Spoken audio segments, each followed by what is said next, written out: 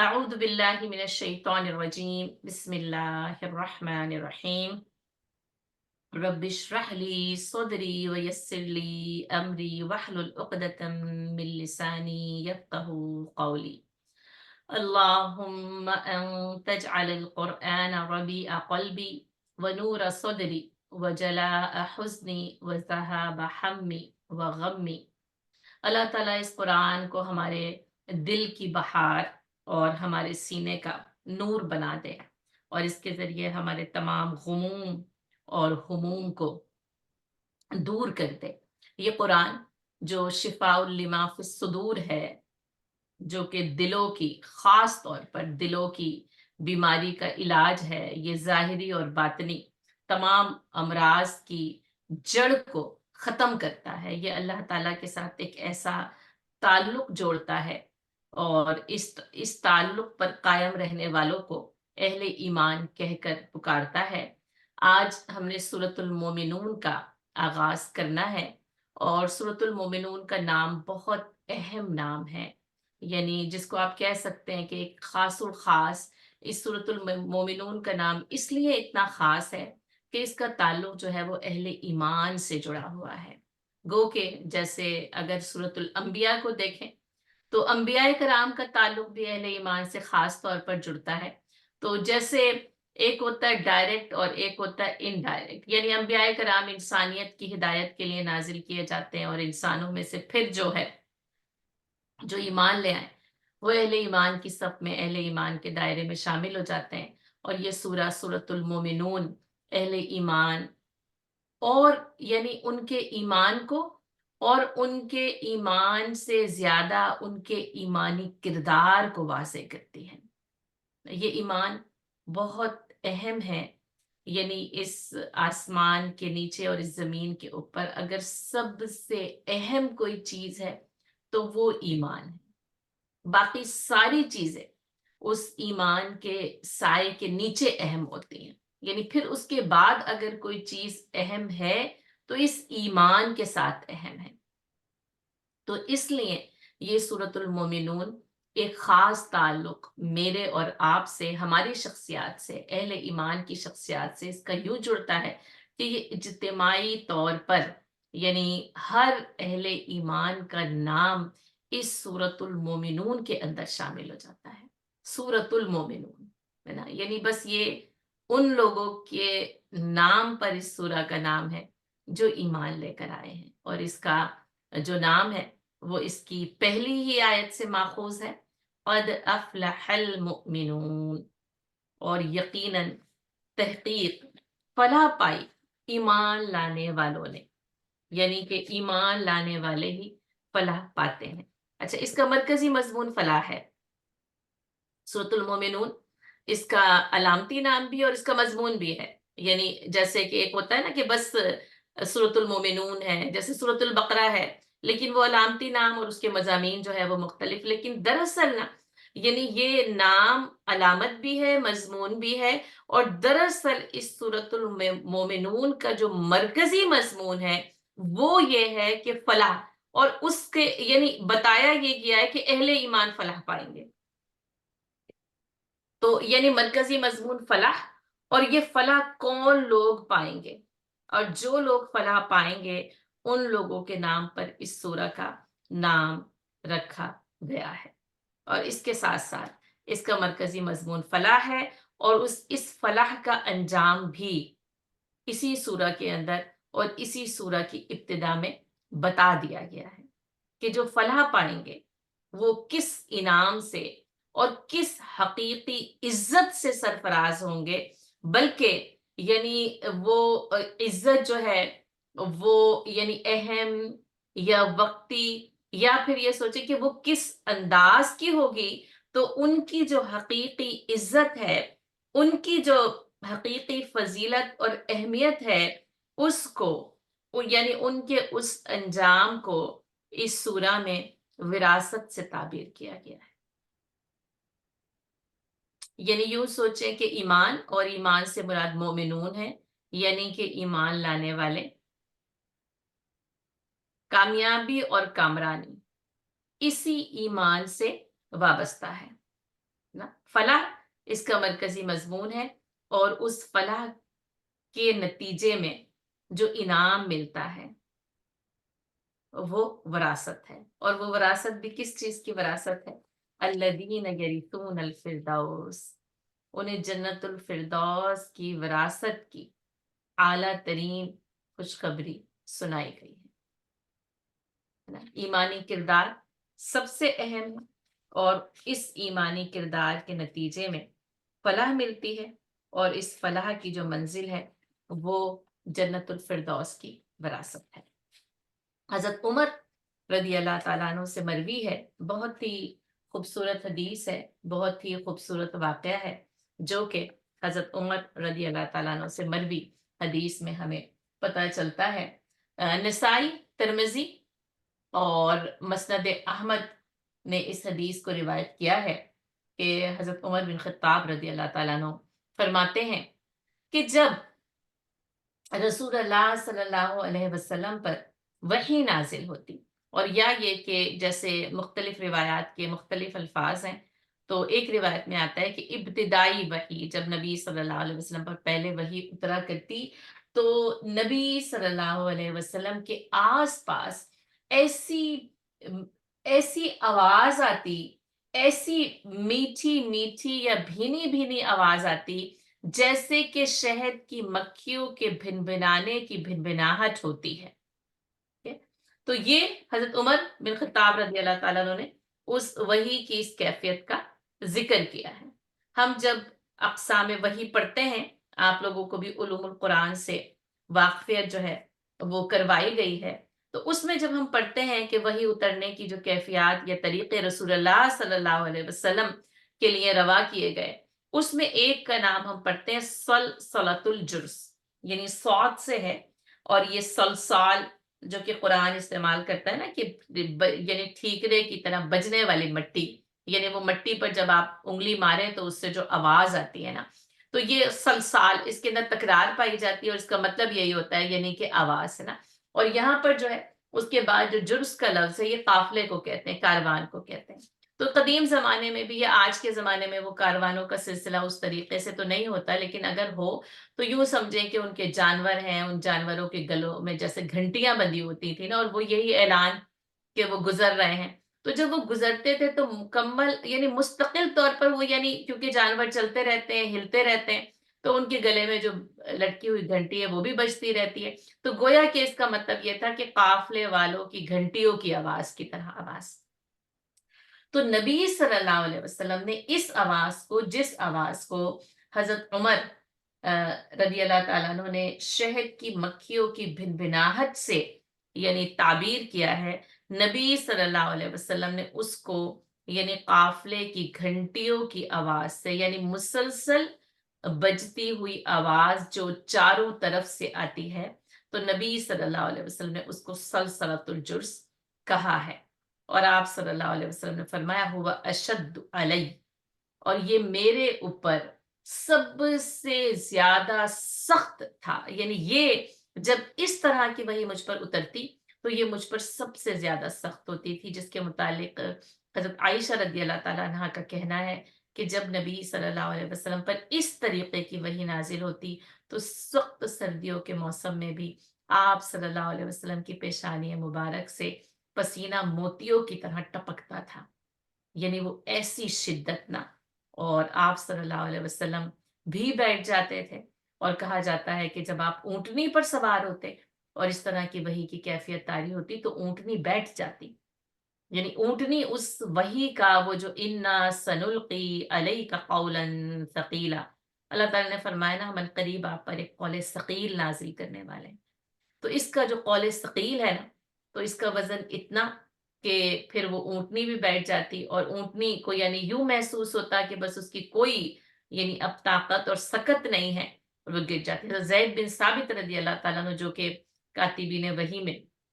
اول مقام رکھتے ہیں، وہ کہتے ہیں کہ ایک مرتبہ رسول اللہ صلی اللہ علیہ وسلم پر اس وحی کی کیفیت طاری ہوئی تو آپ صلی اللہ علیہ وسلم کا یعنی جسم یا سر میرے پہلو کے ساتھ تھا، مجھے لگتا تھا میرا پہلو یہ میری ران کی ہڈی ٹوٹ جائے گی،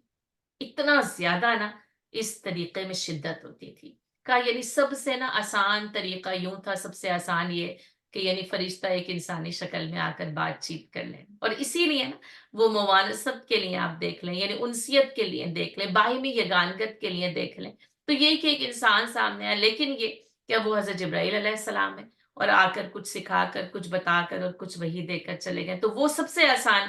طریقہ آپ صلی اللہ علیہ وسلم نے فرمایا اور کہا کہ یہ طریقہ میرے لیے سب سے زیادہ مشکل تھا۔ یہ قرآن نا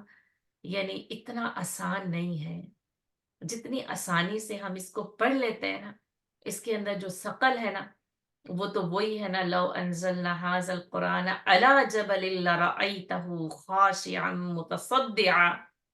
اور اگر یہ قرآن کسی پہاڑ پر نازل ہوتا تو تم دیکھتے کہ وہ خاشعا متصدعا، ابھی ہم خاشعون پڑھیں گے نا تو اس لفظ کو پھر ذہن میں رکھ لیں کہ وہ نا یعنی اس جو وہ بس اس کی جو اس کے لرزنے کی جو کیفیت ہے نا، اس سے متصدع، کہ وہ ریزہ ریزہ ہوا جاتا ہے، وہ ذرات ہو کر بکھرا جاتا ہے، یعنی آپ دیکھتے کہ پھر وہ ذرات بن کر نا بکھر جاتا۔ تو یہ قرآن، اور جیسا کہ حضرت عمر بن خطاب رضی اللہ تعالیٰ عنہ، اور آپ دیکھیں کہ ہر کسی کے سوچنے کا طریقہ جیسے مختلف ہوتا ہے، تو ہم اس کو یہ دیکھ سکتے ہیں کہ انہوں نے اس کو ایسے، کیونکہ وہ جو مسلسل اور بجتی ہوئی آواز تھی نا، پھر وہی کہ آپ صلی اللہ علیہ وسلم نے فرمایا کہ اگر میرے بعد کوئی نبی ہوتا تو وہ عمر بن خطاب ہوتے، یعنی یہ کہ تم سے پہلے کی امتوں پر لوگ ایسے تھے جن پر الہام اترا کرتا تھا، اور تم میں سے اگر وہ کوئی ہے تو عمر بن خطاب ہے، یعنی یہ کہ ان کی جو صفائی تھی نا اپنی ذات کی نا، اس سے جیسے وہ یعنی انہوں نے اس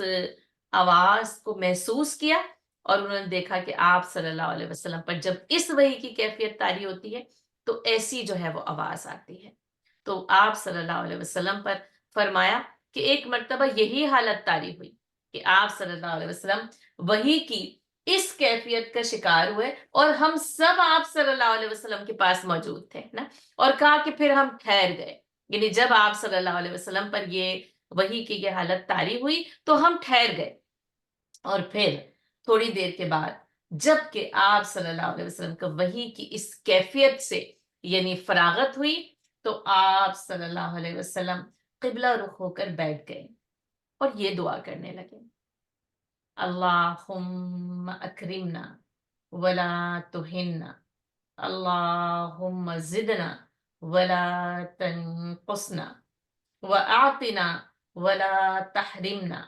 وآثرنا ولا تؤثر علينا، وارض عنا وأرضنا، اور کہا اے اللہ ہمیں ذلیل نہ کر اور ہم پر اپنا کرم فرما دے، اے اللہ ہمیں زیادہ دے دے اور ہمیں کم نہ کر، اور ہم پر بخشش فرما دے اور ہم کو محروم نہ کر، ہمیں دوسروں پر ترجیح دے، ہم پر دوسروں کو ترجیح نہ دے، اور ہم سے راضی ہو اور ہمیں بھی اپنی رضا سے راضی کر دے۔ پھر آپ صلی اللہ علیہ وسلم نے فرمایا مجھ پر 10 آیتیں ایسی اتری ہیں جو ان پر ٹھہر گیا،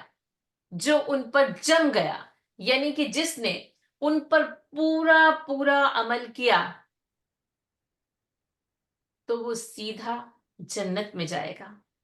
پھر آپ صلی اللہ علیہ وسلم نے سورۃ المومنون کی 10 آیت، ابتدائی 10 آیتیں تلاوت کی،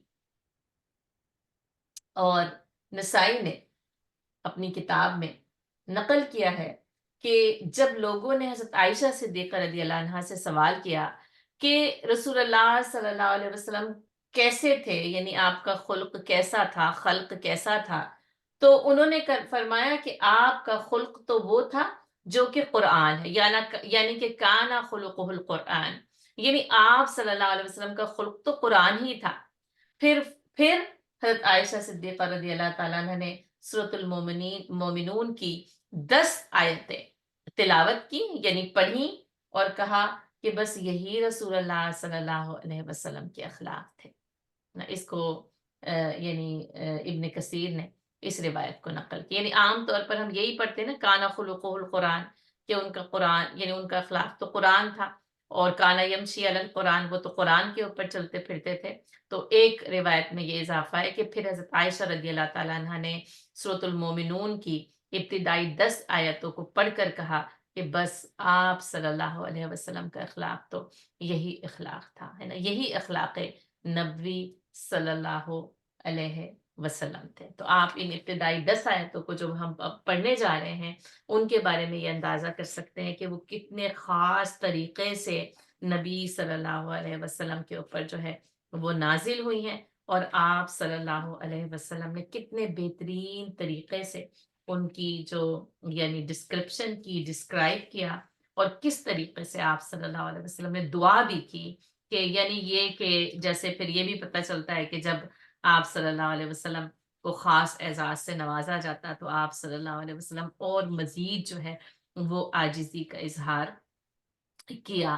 کرتے تھے۔ یہ مکی سورہ ہے، سورۃ المومنون جو ہے وہ مکی سورہ ہے، اور کہا جاتا ہے کہ یہ یعنی جیسے کہ حضرت عمر بن خطاب رضی اللہ تعالیٰ عنہ سے مروی ہے نا، تو یہ حضرت عمر فاروق رضی اللہ تعالیٰ عنہ کے اسلام، قبول اسلام کے بعد ہی جو ہے وہ نازل ہوئی ہے۔ ظاہر ہے پتہ چلتا ہے کیونکہ انہوں نے اس کو روایت کیا ہے، تو یہ قیام مکہ کے تیسرے دور میں نازل ہوتی ہے، یعنی یہ کہ جب کہ حضرت عمر رضی اللہ تعالیٰ عنہ جو ہے وہ اسلام قبول کر چکے تھے، اور اس لیے کہ اس کے یعنی اندرونی سیاق و سباق سے یہ اندازہ ہوتا ہے کہ جو قریش مکہ ہیں وہ نبی صلی اللہ علیہ وسلم کے خلاف جو کچھ کر رہے تھے وہ بھی اس کے اندر نظر آتا ہے، اور پھر یہ بھی کہ یعنی اللہ تعالیٰ سے یہ دعا بھی اس سورہ کے اندر، بلکہ یہ کہ اس کی آخری آیت کی طرف بھی جو ہے وہ اشارہ کیا گیا ہے کہ جس میں یہ دعا کی گئی ہے کہ اے اللہ تو قریش مکہ کو جو ہے نا وہ یعنی ہلاک نہ کر، یعنی یہ کہ ان کی جو ہے وہ، کیونکہ یہ تھا کہ ان کے اوپر عذاب آ سکتا ہے، وہ قحط کے ذریعے ہلاک ہو سکتے ہیں، اللہ تعالیٰ کسی بھی وقت جو ہے وہ ان کو اس صفحہ ہستی سے نیست و نابود جو ہے وہ کر سکتا ہے۔ اس کا مرکزی مضمون میں نے آپ کو بتا دیا کہ یعنی فلاح ہے، لیکن دراصل یہی کہ فلاح پھر کن لوگوں کو حاصل ہوگی، اور اس فلاح کے نتیجے میں ان کو کس طرح کی کامیابی اور کامرانی ملتی ہے۔ سورۃ المومنون یعنی اس کے نام کے حوالے سے اس کی ابتدائی 10 آیات بہت اہم ہیں، جس میں یعنی مومنون کے ایمانی کردار کی جو درستگی ہے،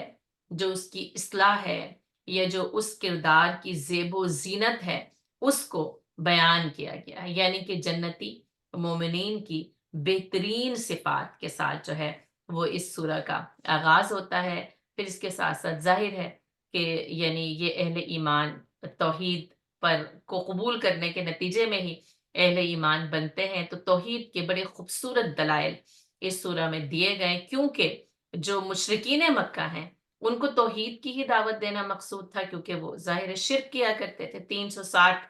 بتوں کو انہوں نے مرکز توحید میں سجا رکھا تھا۔ تو پھر یہ کہ اللہ کی جو توحید کے دلائل ہیں، پھر ان دلائل میں نا یعنی اللہ کی جو صفت خالق ہونا ہے اس کو بہت زیادہ جو ہے وہ یعنی جیسے وضاحت کے ساتھ بیان کیا گیا ہے کہ بس وہ ایک ہی ہے جس نے تمہیں پیدا کیا ہے۔ اچھا، پھر وہ خالق جو ہے نا، جیسے وہ جو ہے نا کہ اقرا بسم ربک الذی خلق، یعنی پڑھ اپنے رب کے نام سے جس نے تجھے پیدا کیا، تو جو خالق ہے وہی تمہارا رب ہے۔ تو اس میں نا یعنی خالقیت کے دلائل بھی ہیں، ربوبیت کے دلائل بھی ہیں، یعنی وہی جو تمہیں پیدا کرتا ہے وہی ہے وہ رب جو کہ یعنی ذرے کو کمال تک پہنچاتا ہے، اور تمہیں اس زندگی میں جن ساری نعمتوں سے تم سرفراز ہوتے ہو وہی رب ہے جو تمہیں عطا کرنے والا ہے۔ اب جیسا کہ ظاہر ہے کہ یہ دور جس میں کہ قریش مکہ سازشیں کر رہے ہیں، مسلمانوں پر ظلم و ستم کا جو ہے وہ آغاز ہو چکا ہے، ہجرت حبشہ بھی ہو چکی ہے، تو اس ضمن میں پچھلی قوموں کے انجام سے قریش مکہ کو خبردار کیا گیا ہے کہ اگر تم نہ رکے تو پھر انجام جو ہے پھر وہی ہوگا جو پچھلی قوموں کا نبیوں کی مخالفت کرنے کے نتیجے میں ہو چکا ہے، اور تم یعنی اپنی آنکھوں سے وہ بستیاں جو تمہارے سامنے موجود ہے تم ان کو جو ہے وہ یعنی اپنے بہت سامنے جو ہے وہ ان سارے جو تاریخ ہے اس سے تم سبق حاصل، اگر تم نے جو تمہاری آنکھوں کے سامنے ہیں اگر تم نے ان سے سبق حاصل نہ کیا تو تم بھی صفحہ ہستی سے نیست و نابود کر دیے جاؤ گے۔ تو یہ ہے سورۃ المومنون اور اس کا آغاز، اور آئیے پھر ہم دیکھتے ہیں کہ سورۃ المومنون جو ہے وہ ہمیں کیسے ایمانی کردار کی اعلیٰ صفات سے متعارف کراتی ہے۔ اور آپ یہ دیکھیں کہ اس سے پہلے ہم نے سورۃ الحج پڑھی ہے، اس سے پہلے ہم نے سورۃ الانبیاء پڑھی ہے۔ تو اگر آپ دیکھیں نا تو ایک انداز بہت خوبصورت ہوتا ہے، وہ یہ ہے کہ یعنی قرآن کتابی ربط ہے،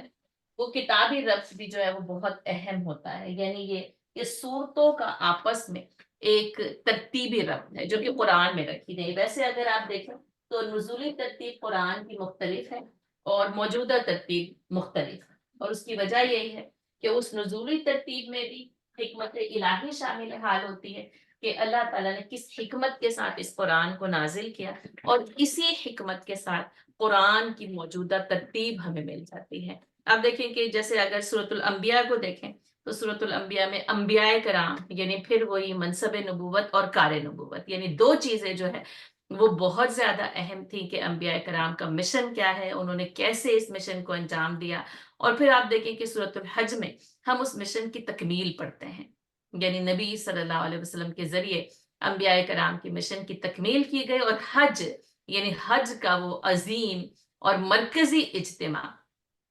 پورے جو ہے نا انبیاء کرام کی دعوت کو نا حجت الوداع نے تکمیل تک پہنچایا تھا، اور اسی لیے پھر وہ سورۃ الحج ہے۔ اور آپ دیکھیں کہ اب سورۃ الحج کا جو آخری رکوع ہم نے پڑھا وہ اتنا یعنی اہم ترین تھا، ایسے یعنی اعلیٰ ترین مقاصد کی طرف امت مسلمہ کی توجہ اس کے اندر دلائی گئی تھی، اور اس کے اندر یعنی امت مسلمہ کی جو غرض و غایت ہے وہ بھی بتا دی گئی تھی، اس کی جو یعنی تشکیل ہے امت مسلمہ کی وہ بھی بتا دی گئی تھی، مقصد وجود جو غرض و غایت ہے یعنی مقصد وجود بھی بتا دیا گیا تھا۔ اب یہ کہ اس کے اندر ایک پیغام یہ تھا کہ وما قدر اللہ حق قدری، اور یہ بھی تھا کہ وجاہدوا فی اللہ حق جہادی، اور اللہ کی راہ میں جہاد ایسے کرو جیسے کہ جہاد کیا جانا چاہیے۔ جہاد کا جو مقصد ہے وہ اعلاء کلمت اللہ ہے، کہ اللہ کا کلمہ جو ہے وہ سربلند ہو، یعنی اللہ کا دین جو ہے وہ سر بلندی اور سرفرازی سے معمور ہو، اور وہ اس زمین میں نافذ ہو جیسا کہ نبی صلی اللہ علیہ وسلم اور اہل ایمان نے اس مقصد کی تکمیل اپنی زندگیوں میں ظاہراً ہے نا اور نافذاً یعنی اس کو نافذ کر کے اور اس کو غالب کر کے دکھائی تھی۔ اس نفاذ میں کن کن چیزوں کی ضرورت ہو سکتی ہے؟ اچھا، وہاں تو پھر بتا دیا گیا کہ ظاہر ہے کہ یہ شہادت حق ہے جس کا فریضہ تمہیں سر انجام دینا ہے، تو پھر نماز کا قائم کرنا، زکوٰۃ ادا کرنا، اللہ کے ساتھ اعتصام کو یعنی مرکزی اہمیت دی گئی۔ اچھا، اب ان ساری چیزوں کے نتیجے میں جس جو ایمانی کردار بلڈ اپ ہوتا ہے، جس ایمانی کردار کی تعمیر ہوتی ہے نا، سورۃ المومنون کی ابتدا اس ایمانی کردار کو واضح کرتی ہے نا؟ یعنی نبی، اس کا مشن، اس کی تکمیل، اس کے ساتھ جو امت ہوگی، اس کے ساتھ جو اہل ایمان ہوں گے وہ کیا کیا کام انجام دیں گے، لیکن اس کے ساتھ ساتھ ان کاموں کے انجام دیے جانے سے پہلے یہ بہت ضروری ہے، لازم ہے، ناگزیر ہے کہ ان کی شخصیت کی تعمیر اور تشکیل ان اصولوں کے مطابق ہو جن اصولوں پر اللہ تعالیٰ یعنی انہیں ہدایات دینا چاہتا ہے۔ تو یہ نا ایمانی سیرہ ہے جو ان سورۃ المومنون کی ابتدائی 10 آیات میں خاص طور پر بیان کی گئی ہے۔ یہ یعنی یا اس کو یوں آپ کہہ سکتے ہیں کہ یعنی سیرت کی تعمیر کے یہ لوازم ہیں، یعنی وہی کہ یہ لازمی اصول ہیں، یعنی یہ وہ شیپ ہے، یہ وہ ہیئت ہے کہ اگر ایمانی شخصیت اور سیرت کی تعمیر و تشکیل اس شیپ میں نہیں ہوتی، جیسے وہ سانچے بنائے جاتے ہیں نا کہ یہ اس سانچے کے اوپر جب یہ ڈالا جائے گا نا تو پھر یہ چیز بن کر سامنے آئے گی، اور اگر اس سانچے میں نہیں ڈالا گیا تو وہ شیپ نہیں آ سکتا جس شیپ میں وہ جو موجود ہے، وہ جو اس کو خالق ہے، جو اس کی تخلیق کر رہا ہے، جب تک وہ اس شیپ میں نہیں آئے گی وہ خالق جو ہے وہ اس پہ سیٹسفائی نہیں ہو سکتا۔ تو یوں سمجھ لیں کہ خالق کائنات نے اور یہ کہ انسان کے خالق نے جس سانچے میں اس کی سیرت کو ڈھالنا چاہا ہے نا، وہ سانچا ان آیات میں بیان کیا گیا ہے۔ اور یہ کہ یہ ایک لحاظ سے یعنی قرآن کے انفرادی مقامات میں بھی شامل ہوتا ہے، لیکن اس سے ملتا جلتا مضمون جو ہے وہ ہمیں سورۃ المعارج میں ملتا ہے، جو کہ ہم آگے جا کر پڑھیں گے۔ اور اس میں جن صفات کو بیان کیا گیا، یوں سمجھے کہ ان صفات کا ذکر قرآن میں جا بجا تو موجود ہے، لیکن یہاں پر اس کو اکٹھا کر کے پیش کیا گیا، یعنی ایک مکمل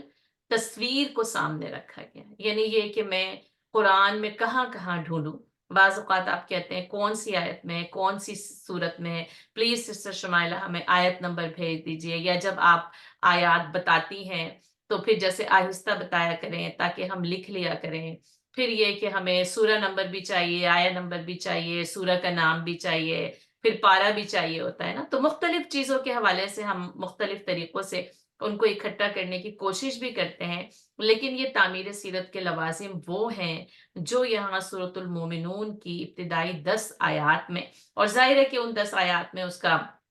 انجام بھی شامل ہے، وہ یہاں پر مکمل طور پر جو ہے نا وہ بیان کر دیا گئے ہیں۔ تو اگر کسی کو بھی آپ نے بتانا ہو نا کہ کوئی سوال کرے، یا میرے بھی ذہن میں یہ سوال پیدا ہو یا آپ کے ذہن میں بھی کہ اہل ایمان کیسے ہونے چاہیے نا، تو بس ان کے لیے ایک یعنی کلک ہے، ایک بس ایک ہی جواب آپ کا کافی ہے کہ سورۃ المومنون کی ابتدائی 10 آیات پڑھ لو کہ ایمانی کردار کیسا ہونا چاہیے۔ اور یہ کہ اور اللہ تعالیٰ یہ بھی کہتے ہیں کہ صرف ایمانی کردار کی ترغیب نہیں ہے، آپ یہاں دیکھیے گا کہ اس کو جس انداز میں بیان کیا گیا ہے، جب ہم اس کو پڑھتے ہیں تو ہمیں اندازہ ہوگا کہ اللہ تعالیٰ نے ہمیں کس انداز میں نا اس سیرہ کی تعمیر کا حکم دیا ہے۔ تو انشاءاللہ تعالیٰ العزیز ہم اس کے لفظی معنی اور ترجمہ دیکھ لیتے ہیں، اور پھر دیکھ لیتے ہیں کہ اللہ تعالیٰ ہمیں اس میں کیا پیغام دے رہے ہیں۔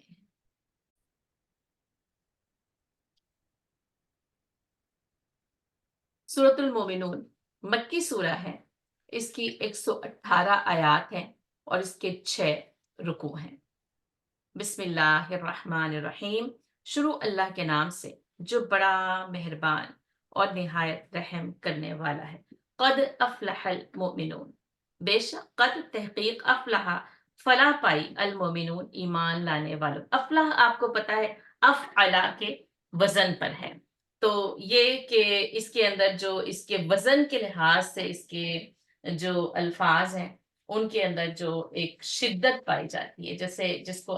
جس کو میں بار بار اب کہتی انفعالیت پائی جاتی ہے نا، یعنی جیسے کہتے ہیں نا اکبرہ،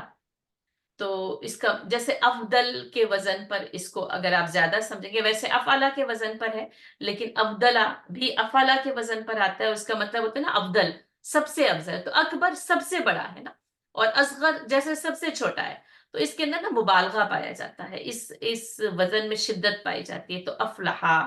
یعنی بس یہ کہ یا صرف یہی، اور یہ کہ سب سے بڑی فلاح، المومنون امنا سے ہے، اور اس کا جو ہے وہ جمع یہاں پر یعنی مومن کی جمع جو ہے وہ مومنون جو ہے وہ یہاں پر آئی ہے۔ الذین هم فی صلاتہم خاشعون، یہ وہ مومن جو اپنی نمازوں میں عجز و نیاز پیدا کرتے ہیں۔ اصل میں خشع یہ ہم پہلے بھی جو ہے وہ کئی بار جو ہے وہ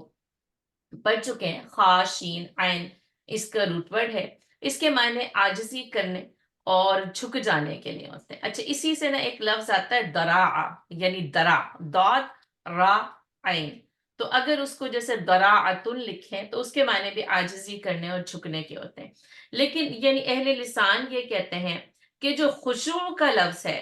وہ اعضائے جسمانی کے لیے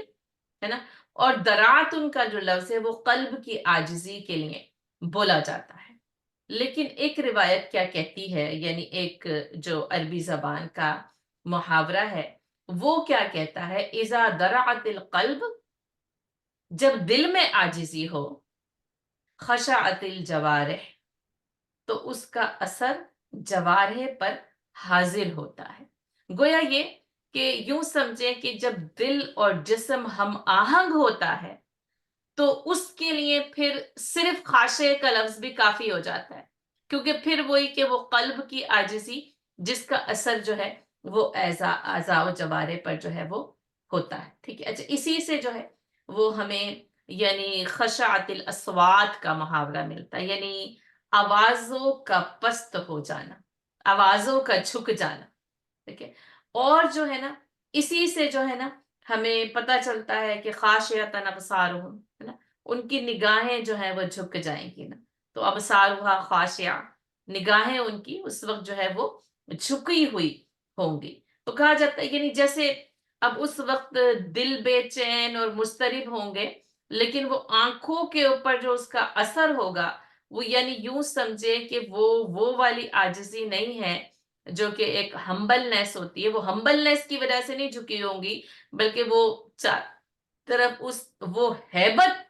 ایسی ہوگی کہ جس کی وجہ سے وہ آنکھیں جو ہیں وہ وہاں پر جھک جائیں گی. تو یہاں پر یعنی اگر دیکھیں تو اس کا ترجمہ جیسے خاشعون کا، یعنی ایک تو یہی کہ عاجزی کرتے ہیں، یہ بھی ٹھیک ہے، لیکن ظاہر ہے کہ صرف عاجزی سے اس کا مطلب جو ہے وہ صحیح طور پر ادا نہیں ہوتا، بلکہ یہ کہ جب تک ہم اس کی جو ہے وہ یعنی مانوی کیفیت کو نہ سمجھے، صرف اس کی جو ہے نا ٹرانسلیشن کسی ایک لفظ سے نہیں کی جا سکتی. والذین هم عن اللغو معرضون، اور وہ لغو سے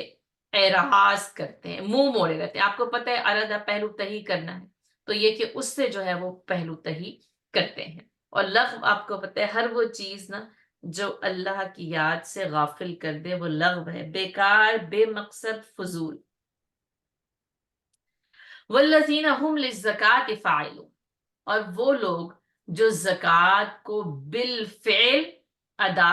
کرتے ہیں. والذین هم لفروجہم حافظون، اور وہ جو کہ اپنی شرمگاہوں کی حفاظت کرتے ہیں. الا علی ازواجہم، سوائے ان کے جو کہ ان کی اپنی بیویاں یا زوج، جیسے شوہر جوڑا ہے، زوج ہے یعنی یہ کہ بیوی کا شوہر اور شوہر کا بیوی، او ما ملکت ایمانہم، یا وہ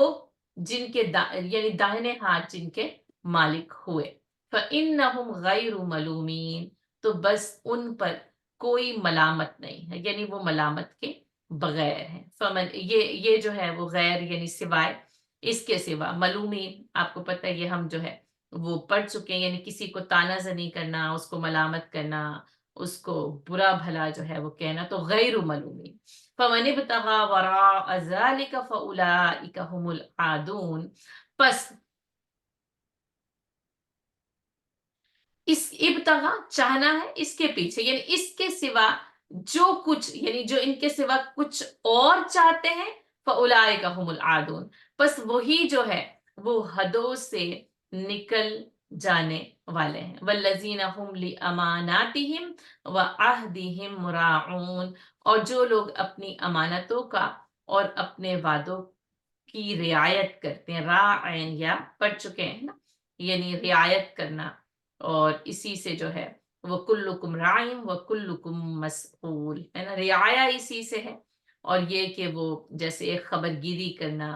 نگہبانی کرنا، جیسے چرواہا جب اپنی رعیت کا خیال کرتا ہے، یعنی اپنے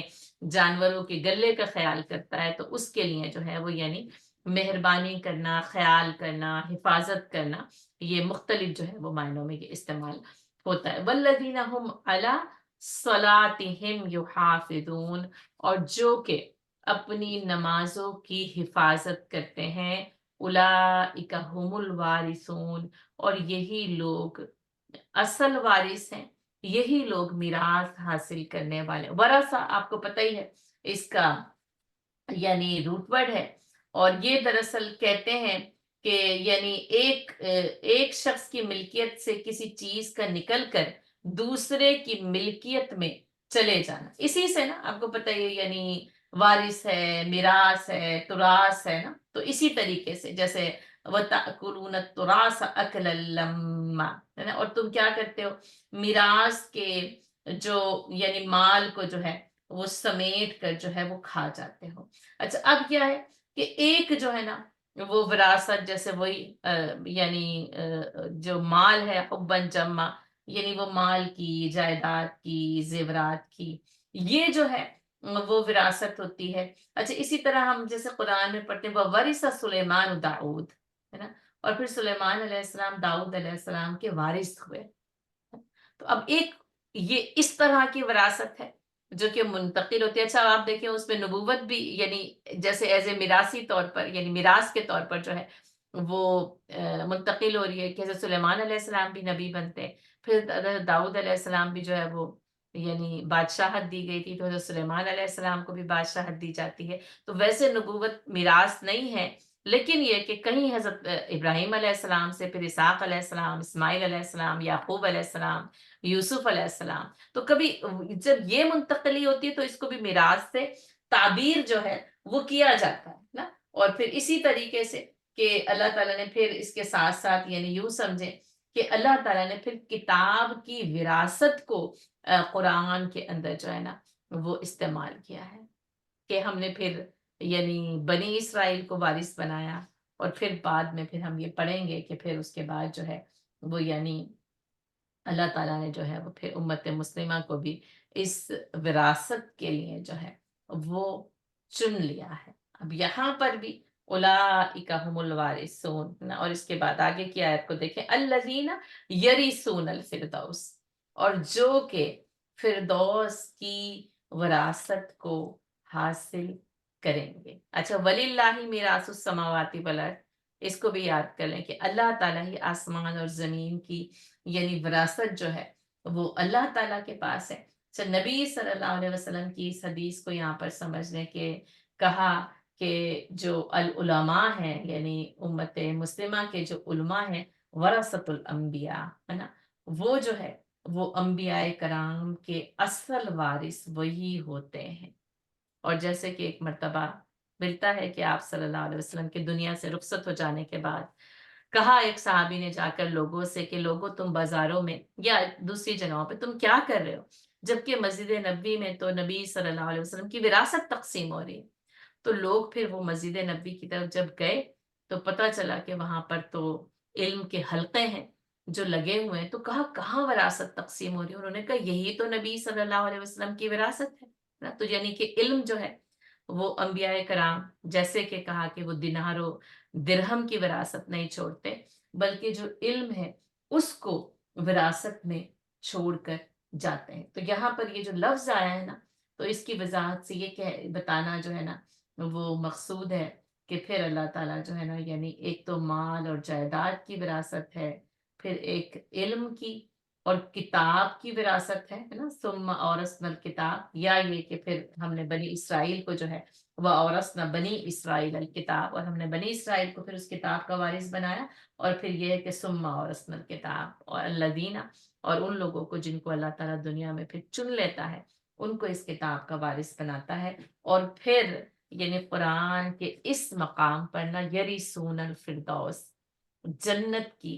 جو ہے فردوس کی وراثت کا تذکرہ یہاں پر موجود ہے. الفردوس یعنی جنت کا ایک نام ہے یعنی بہت ساری جنتوں کے مختلف نام بیان کیے گئے ہیں اور ایک جنت ہے جس کا نام جو ہے وہ فردوس جو ہے وہ بیان کیا گیا جیسا کہ نبی صلی اللہ علیہ وسلم کی حدیث ہے کہ اور تم جب بھی اللہ تعالیٰ سے جنت مانگو تو اعلیٰ جنت مانگو یعنی کہ جنت الفردوس جو ہے وہ مانگا کرو. اور اس جنت الفردوس کو مانگنے کی اور دعاؤں کی بھی اور جیسا کہ نبی صلی اللہ علیہ وسلم نے فرمایا ہے کہ یعنی جنت جو ہے نا وہ ایسی ہے کہ اس کی جو ایک اینٹ نا وہ تو جیسے پرل کی ہے سفید موتی کی ہے نا پھر دوسری ایک اور پرل کی یعنی جیسے کہ موتی سفید موتی کی بھی ہے پھر ایک جو ہے نا وہ یاقوت کی ہے پھر کہا ایک جیسے زمرد کی ہے پھر کہا ایک جیسے زبرجد کی ہے یعنی جیسے مختلف پتھروں کی بنی ہوئی اینٹیں. پھر یہ بھی کہا کہ ایک اینٹ جو ہے وہ چاندی کی ہے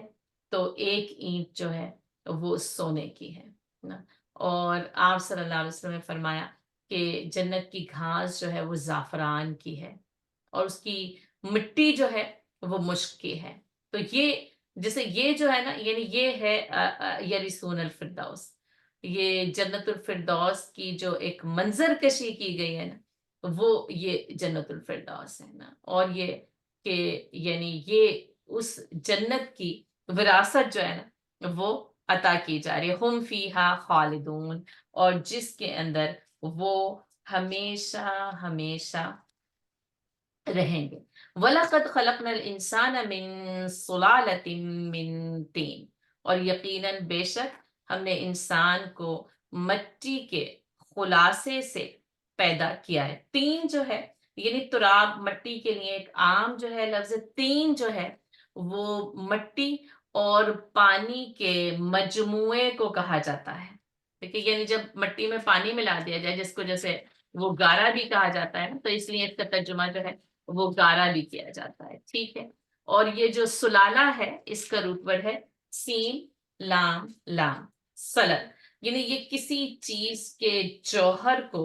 کسی بھی چیز کے نچوڑ کو اور خلاصے کو کہا جاتا ہے۔ تو یہ جیسے سین لام لام اس کا روٹ ورڈ ہے، ٹھیک ہے۔ اور کسی بھی چیز کا جوہر، اس کا سطح اور اس کا خلاصہ، اس کو جو ہے وہ سین لام لام یعنی سلالہ جو ہے وہ کہا جاتا ہے، کہ کسی چیز کو کسی چیز سے جو ہے وہ نکال کر اور نچوڑ کر جو ہے نا وہ نکال لیا جائے گا۔ ثم جعلناه نطفة فی قرار مکین، اور پھر اس کو ایک مضبوط اور یعنی محفوظ جگہ میں نطفہ بنا کر رکھا ہے۔ فی قرار مکین یعنی ایک جو ہے وہ محفوظ جگہ میں۔ ثم خلقنا النطفہ، پھر اس نطفے کو بنایا علاقہ، ہے نا۔ اچھا، اب نطفہ جو ہے نا اس کا روٹ پر نون طافا ہے، اور یہ کہتے ہیں یعنی جیسے وہ جو جوہر خلاصہ ہے اس کا بہ نکلنا، علاقہ جو ہے جیسے جیسے آپ کہتے ہیں نا معلق ہے، لٹکا ہوا ہے، یعنی یہ جیسے اس کے مختلف جو ہے وہ یعنی جس کو کہتے ہیں ڈیفینیشنز ہمارے پاس موجود ہیں، لیکن اگر مختصراً طور پر ہم اس کو جاننا چاہیں تو علاقہ کہتے ہیں لٹکا ہوا، کہ جس سے کو آپ کہتے ہیں نا معلق ہے، آپ کہتے ہیں نا علاقہ ہے، یعنی یہ کہ وہ وہاں پر وہ چیزیں جو ہے وہ وہاں پر موجود ہوتی ہیں۔ فَخَلَقْنَا الْعَلَقَةَ، اور پھر تخلیق کیا علاقہ سے مدغہ۔ یہ جو مدغہ ہے اس کا روٹ پر میم ڈاٹ غین ہی ہے، یعنی مدغہ ہی جو ہے وہ کہا جاتا ہے۔ ایسا نہیں ہے کہ اس کی یعنی کہ فیملی کے ورڈز جو ہے وہ ہمیں یہاں پر مل جائیں، اور یہ کہتے ہیں جیسے کہ جیسے ایک بوٹی، جیسے گوشت کی ایک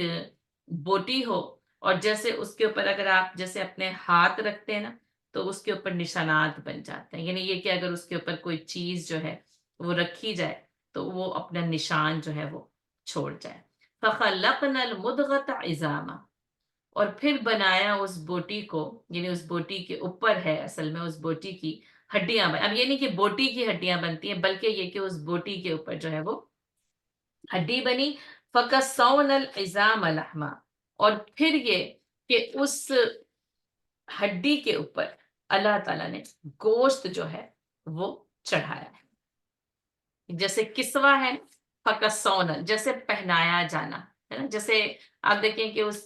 پوری جو اس ہڈی کی جو اس وقت تخلیق نظر آتی ہے، اور آپ دیکھیں کہ اس کے اوپر نا جیسے جیسے لباس پہنا جاتا ہے تو اس کے اوپر گوشت جو ہے وہ پھر پہنایا جاتا ہے۔ ثم انشأناہ خلقا آخر، اور پھر اس کو اٹھایا ہم نے ایک اور ہی خلقت بنا کر۔ انشا نون شین حمزہ اس کا روٹ پر ہے، نشا یعنی نشونما ہے، یعنی نون شین حمزہ نشا یہ نشونما کو کہتے ہیں۔ فتبارک اللہ احسن الخالقین، اور پس کتنا بابرکت ہے اللہ سب سے بہترین پیدا کرنے والا۔ ثم انکم بعد ذالک لمیتون، اور پھر اس کے بعد تم سب کے سب جو ہے وہ مر جانے والے ہو۔ ثم انکم یوم القیامت تبعثون، اور پھر تم سب جو ہے وہ اس کے بعد جو ہے وہ دوبارہ زندہ کر کے اٹھائے جاؤ گے۔ تو بس آپ کو پتہ ہے باسا ہے یعنی باس بعد الموت سے، کہ موت کے بعد جو ہے وہ دوبارہ کھٹا کیا جانا۔ وَلَقَدْ خَلَقْنَا فَوْقَكُمْ سَبْعَ طَرَائِقَ، اور تحقیق تخلیق کیے اس کے اوپر سبع سات عدد ہے، طرائق یہ طاراقاف جو ہے وہ اس کا جو ہے وہ واحد ہے، اور اس سے پھر طرائق بنتے ہیں، یعنی اس کی جمع ہے کئی راستے۔ اور اسی سے جیسے طرقہ سے وہ طریق بنتا ہے یعنی راستہ بنتا ہے، اور اسی سے جو ہے نا یہ طرائق بنتے ہیں یعنی بہت زیادہ، کیونکہ سات ہے تو یوں سمجھ لیں کہ پھر سات جو ہے وہ طریقے، سات طرق. اور یہاں پر راستے اصل میں اس کا ترجمہ راستہ کرنا نا مناسب اس لیے نہیں ہے کہ یہ نہیں کہا جا رہا کہ آسمان میں راستے بنائے یا آسمان راستہ ہے، بلکہ یہ کہ ہر ایک آسمان جو کہ سات آسمان ہیں،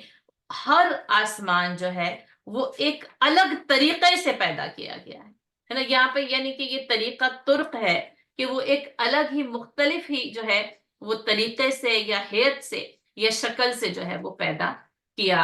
گیا ہے. وَمَا كُنَّا عَنِ الْخَلْقِ غَافِلِينَ، اور ہم اپنی کسی بھی خلقت سے غافل نہیں ہیں. وَأَنزَلْنَا مِنَ السَّمَاءِ مَاءً، اور ہم نے آسمان سے پانی اتارا بقدر، ایک اندازے کے مطابق. فَأَسْكَنَّاهُ فِي الْأَرْضِ، تو اس کو زمین میں ٹھہرا دیا نا. فَأَسْكَنَّاهُ اصل میں سکنا تھا، ٹھہر جانا. یہ جو نون ہے نا، نون تاکیدی ہے، یعنی جیسے سکن ہے تو اس کے اوپر نون کے اوپر جو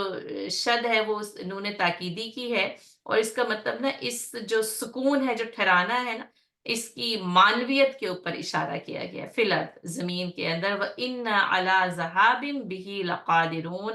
اور پھر ہم ہی جو ہے وہ اس بات پر قادر ہیں کہ اسے لے جائیں، یعنی ذہاب جو ہے وہ لے جائے. ذہابہ چلے جانا ہوتا ہے نا، تو اسی سے ذہاب بنتا ہے، یعنی یہ کہ وہ چلا جائے، وہ غائب ہو جائے، یعنی اس کو لے جانے پر بھی ہم قادر ہیں. فَأَنشَأْنَا لَكُمْ بِهِ جَنَّاتٍ، اور بس پھر ہم نے بنائے تمہارے لیے جنات. یہ پھر نشا نشونما ہے. من نخیل، اور یہاں پہ جنات بمعنی باغات آئی ہے کہ پھر ہم نے تمہارے لیے باغات بنائے. من نخیل، کھجوروں کے، کھجوروں میں سے. وَأَعْنَابٍ، اور انگوروں کے. لَكُمْ فِيهَا فَوَاكِهُ كَثِيرَةٌ وَمِنْهَا تَأْكُلُونَ، اور تمہارے لیے اس میں بہت کثیر میوے اور جن کو تم کھاتے ہو. وَشَجَرَةً، اور درخت ہے. تَخْرُجُ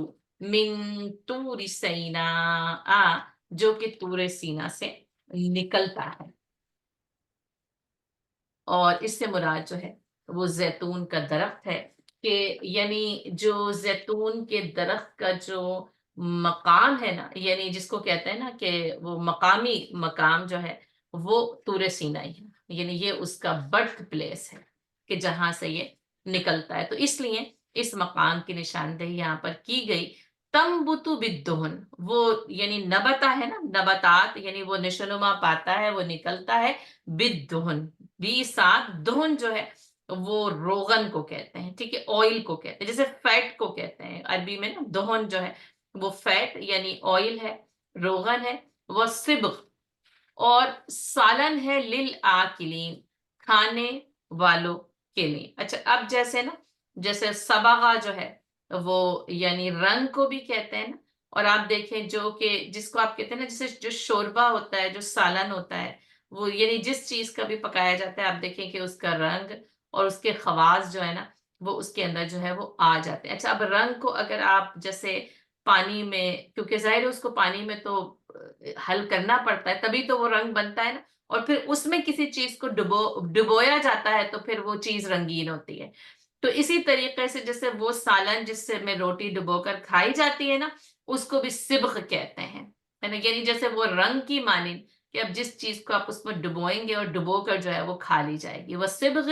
للآکلین، اور وہ رنگ ہے یعنی کہ کھانے والوں کے لیے.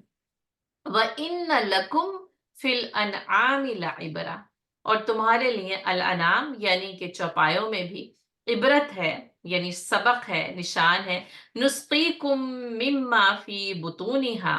اور جن کو کہ تم پیتے ہو، جن سے جو کچھ کہ ان کے بطن میں، ان کے جسموں میں ہے. وَلَكُمْ فِيهَا مَنَافِعُ، اور تمہارے لیے اس میں بہت سارے منافع، کثیرہ بہت کثرت کے ساتھ. وَمِنْهَا تَأْكُلُونَ، اور جن سے تم کھاتے ہو. وَعَلَيْهَا وَعَلَى الْفُلْكِ تُحْمَلُونَ، اور ان پر بھی اور کشتیوں پر بھی جن پر تم سوار ہوتے ہو. بسم اللہ الرحمن الرحیم، شروع اللہ کے نام سے جو بڑا مہربان اور نہایت رحم کرنے والا ہے۔ اللہ کا شکر ادا کرتے ہیں کہ ہم آج سورۃ المومنون کا آغاز کر رہے ہیں۔ اس کا تعارف اور اس کے پہلے رکوع کا ترجمہ جو ہے وہ آپ لوگوں کے سامنے بیان کیا جا چکا ہے، اور آئیے اب دیکھتے ہیں کہ اس کی جو ابتدائی 10 آیات ہیں خاص طور پر وہ کیا پیغام رکھتی ہیں، کہ جس کے متعلق ہمیں انتہائی جو ہے وہ خوبصورت اور دل نشیں واقعہ ان آیات کے حوالے سے ملتا ہے۔ اور یعنی جب اب آپ ان آیات کو جب بھی پڑھیں گے نا اور جب سوچیں گے نا، تو وہ واقعہ جو ہے وہ دل کی گہرائیوں میں ہمیشہ پنہا رہے گا، کہ نبی صلی اللہ علیہ وسلم نے بھی جیسے کیسے ایک خاص انداز کے ساتھ ابتدائی 10 آیتوں کی اہمیت کو واضح کیا ہے، اور کس طریقے سے آپ صلی اللہ علیہ وسلم نے وہ دعا ان آیات کے یعنی نزول کے اوپر اللہ تعالیٰ کا شکر ادا کرتے ہوئے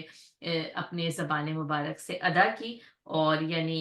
ہمارا یعنی میرا دل چاہتا ہے کہ ہم سب جو ہے وہ اس دعا کو یاد کر لیں اور اپنی دعاؤں کا حصہ بنائیں، کہ اللہ تعالیٰ نے جو ہمیں یہ کتاب ہدایت دی، اور جیسا کہ میں اور آپ جو ہے وہ ان اہل ایمان میں شامل ہیں جو قرآن پر ایمان لاتے ہیں، اس کی تعلیم و تدریس میں شریک ہوتے ہیں، تو میں پھر سے جو ہے وہ اس دعا کو پڑھنے کے ساتھ ہی جو ہے وہ ان 10 آیات کی جو ہے وہ تفہیم کا آغاز کرتی ہوں۔ اور اس کے اندر جو ہے وہ کچھ ترتیب تھوڑی سی مختلف بھی مل جاتی ہے، لیکن یہ زیادہ بہتر ترتیب ہے: اللہم زدنا ولا تنقصنا، وَأَكْرِمْنَا وَلَا تُهِنَّا، وَأَعْطِنَا وَلَا تَحْرِمْنَا، وَآثِرْنَا وَلَا تُؤْثِرْ عَلَيْنَا، وَارْضَ عَنَّا وَأَرْضِنَا۔ اے اللہ ہمیں زیادہ دے دے اور کم نہ کر، اے اللہ ہماری عزت کو بڑھا دے اور ہمیں ذلیل نہ کر، اور اے اللہ ہمیں عطا کر دے، ہمیں محروم نہ کر، اور ہمیں دوسروں پر ترجیح دے، ہم پر دوسروں کو ترجیح نہ دے، اور اے اللہ ہم سے راضی ہو جا اور ہمیں بھی اپنی رضا سے راضی کرتے۔ یہ ساری ایک ایک چیز نا، یعنی راضی برضا ہونا، اللہ سے اس کی زیادتی کا سوال کرنا، اس کے کرم کا سوال کرنا،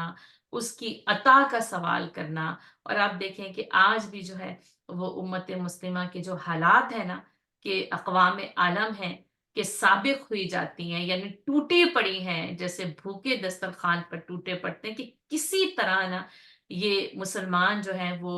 یعنی بیدار نہ ہو جائیں نا، بس ایک ایسی یعنی ہمیں ایسی حالات میں یعنی ایسے حالات میں ہمیں رکھا جاتا ہے کہ اگر یہ بیدار ہو گئے نا، اور آپ دیکھیں کہ اگر سوچیں کہ واقعی یعنی ان کی سوچ یا ان کی سمجھ کتنی ترقی یافتہ ہی کہا جائے گی، کہ وہ اتنی ترقی پر ہے، ان کو پتا ہے کہ اگر یہ کھڑے ہو گئے نا، اگر یہ جاگ گئے تو ان کو غلبے سے کوئی نہیں کر سکتا، کیونکہ اس کتاب کا منشا ہی اور اس کتاب کا جو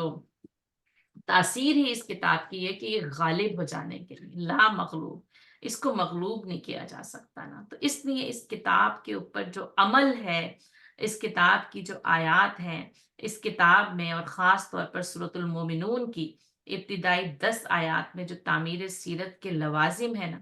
ان کو بہت اچھے طریقے سے، بہت بہتر طریقے سے اور اسی طریقے سے جیسے اللہ تعالیٰ چاہتا ہے نا، اور اللہ تعالیٰ نے ایسی شان محبوبیت کے ساتھ نا، ایسی شان بے نیازی کے ساتھ اللہ تعالیٰ نے سورۃ المومنون کا آغاز کیا ہے نا، جسے نا یعنی خوشخبری پہلے سنائی ہے اور کام یعنی عمل کرنا بعد میں بتایا ہے عموماً نا۔ اچھا اب جو ہے وہ یعنی سورۃ البقرہ میں دیکھیں، کیونکہ جب یہ فلاح آئے گی قد افلح المومنون، تو آپ دیکھیں کہ یہ جو فلاح کی جو اصطلاح ہے وہ قرآن نے اپنے پہلے ہی صفحے پہ بتا دی تھی، یعنی ساری اگر آپ اصطلاحات کو دیکھتے ہیں، اسی لیے نا سورۃ البقرہ کو جو ذروۂ سلام کہا گیا نا، کہ ہر چیز کی ایک کوہان ہوتی ہے، یعنی جیسے کہ اونٹ کی کوہان ہوتی ہے نا، تو ہر چیز کی ایک کوہان ہوتی ہے نا، یعنی ہر پہاڑ کی نا ایک چوٹی ہوتی ہے، اور قرآن کی چوٹی، قرآن کی کوہان سورۃ البقرہ ہے۔ اب دیکھیں کہ پہلے ہی اس پہ نا یعنی جیسے ہی وہ شروع ہوتی ہے نا، اور پھر الکتاب لا ریب فیہ ھدی للمتقین، اور پھر اس کے ساتھ ساتھ دیکھیں اس کا جو انجام تھا نا، اولئک ھم المفلحون، اور یہی لوگ ہیں اللہ کی طرف سے علی ہدم من ربہم واولئک هم المفلحون. وہیں پر نا فلاح بتا دی تھی. اور یوں سمجھیں کہ پھر یعنی علماء کرام کا یہ بھی کہنا ہے، اور اس کے بعد پورا کا پورا قرآن یہ بتاتا ہے کہ فلاح کن کن چیزوں میں ہے. اور اس کے ساتھ ساتھ قرآن کی جو دوسری اصطلاح ہے نا خسارہ، اور آپ دیکھیں سورہ حج میں ہم پڑھ کے ہیں نا خسرت دنیا والآخرہ، ہے نا، اور دنیا اور آخرت کا خسارہ. تو یہ کہ فلاح اور خسران، اب یہ دونوں چیزیں ایک ساتھ ساتھ کیوں آئیں گی؟ کیونکہ ازداد نا چیزیں اپنی ازداد کی وجہ سے پہچانی جاتی ہیں، یعنی اجالا اور اندھیرا. اندھیرے کو پہچانا نہیں جا سکتا جب تک کہ اجالے سے واقفیت نہ ہو. تو جب فلاح بتائی گئی تو پھر خسران بھی بتا دیا گیا کہ نقصان کن کن چیزوں کے اندر ہے. اب آپ دیکھیں یہاں پر یعنی یہ جو اس کا ابتدائیہ ہے نا، بس صرف اور صرف فلاح بتا رہا ہے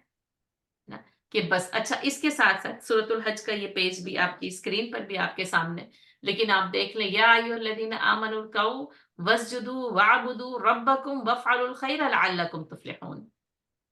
یہ جو سورۃ الحج کا جو آخری مقام تھا نا، اس نے بھی فلاح کو بتایا تھا، ہے نا، تاکہ تم فلاح پا جاؤ، ہے نا. اور اب فوری طور پر آپ دیکھیں کہ وہاں اختتام ہو رہا ہے، اس کے بعد بس ایک آیت ہے جو کہ ظاہر ہے وہ بھی چوٹی کی آیت ہے، اور اس کے فوراً بعد سورۃ المومنون یہ بتا رہی ہے قد افلح المؤمنون، اور اہل ایمان فلاح پائیں گے نا. تو یہ فلاح جو ہے نا، اچھا اس فلاح کے اندر نا ایک محنت کا اور سختی کا مفہوم اس فلاح کے اندر اٹ سیلف نا، جس کو آپ کہتے ہیں بذات ہی پایا جاتا ہے. کیونکہ کہا گیا کہ جیسے فلاح جو ہے وہ کسان کو کہا جاتا ہے نا، کسان کیا کرتا ہے، یعنی کسان کا کام کیا ہے. اور آپ دیکھیں کسان کتنی محنت کرتا ہے. ایک بیج کو وہ زمین میں بو کر اور اس کو یعنی پہلے اس زمین کو ہموار کرنا کہ وہ اس بیج کی کاشت کے قابل ہو جائے، پھر اس کے بعد اس کو اس بیج بونا، پھر آپ دیکھیں کہ وہ اس کو یعنی پانی دینا، احتیاط کرنا، وہ معدوم نہ ہو جائے، ضائع نہ ہو جائے، یعنی اس کو پھر نشوونما دینا،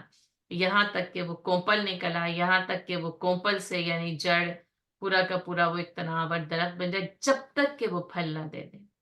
جب تک کہ نباتات اگ جائیں، پھر اس کو یعنی کاٹنا، اس کو محفوظ کرنا. اور اس کے بعد آپ دیکھیں وہ پھر لوگوں تک وہ جو دانہ ہے، وہ جو بیج ہے، وہ جو ثمر ہے، وہ جو اس کا پھل ہے، جو فصلیں ہیں، وہ پھر وہ جو کٹتی ہیں، اور اس کے بعد ان کا ثمر جو ہے وہ انسانوں تک پہنچتا ہے. آپ سوچ سکتے ہیں کہ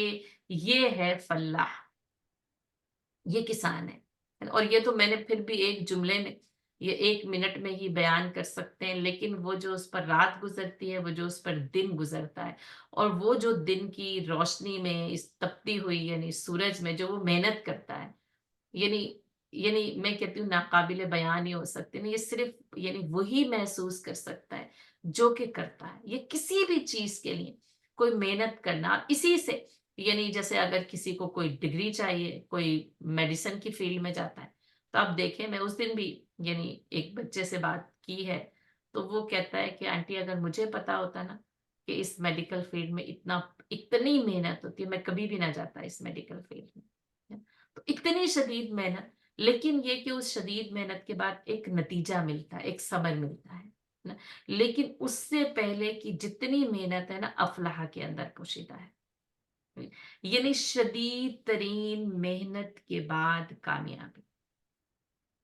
اور آپ دیکھیں کہ مؤذن یعنی ہر روز یہ اعلان کرتے ہیں حی علی الفلاح، اور آؤ اس کامیابی کی طرف، حی علی الفلاح،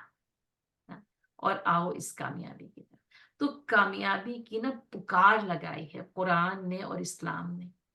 لوگوں کو وہ فلاح دی ہے جس میں محنت تو ہے،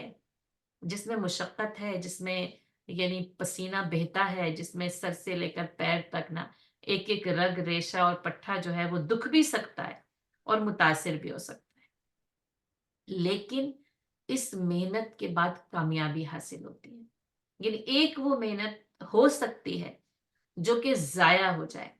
جس کے نتیجے میں کچھ حاصل نہ ہو، لیکن اس فلاح کے اندر 2 معنی پوشیدہ ہوتے ہیں. ایک جو ہے نا شدید ترین محنت، یعنی محنت ہے لیکن آپ بریکٹ میں شدید ترین لکھیں گے، کیونکہ جیسے کہ کسان سے جو ہے وہ ہم سوچ سکتے ہیں کہ کتنی شدید ترین محنت ہے نا. اچھا اس میں پھر نا جیسے محنت بھی آتی ہے، حفاظت بھی آتی ہے. وہ حفاظت کرتا ہے نا اس بیج کی جب تک کہ اس سے پھل نہ نکل آئے نا. تو یہ کہ اب ہم دیکھیں گے کہ اس فلاح کے جتنے معنی ہوں گے نا آگے کے عمل کے اندر ہمیں وہ سارے کے سارے ان عوامل میں نظر آئیں گے جو کہ در حقیقت جو ہے وہ فلاح اس میں کتنی شدید ترین محنت، مشقت، تھکاوٹ، حفاظت اور اس کے نتیجے میں کامیابی حاصل ہوتی ہے. تو گو کہ ہم اس کا ترجمہ یوں ہی کرتے ہیں کہ یقیناً جو ہے وہ مومنون نے تحقیق بے شک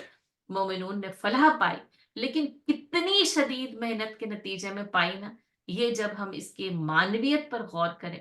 جب ہمیں یہ بات پتہ چلتی ہے کہ کتنی شدید ترین محنت کے بعد یہ کامیابی ملتی ہے. جب کوئی جو ہے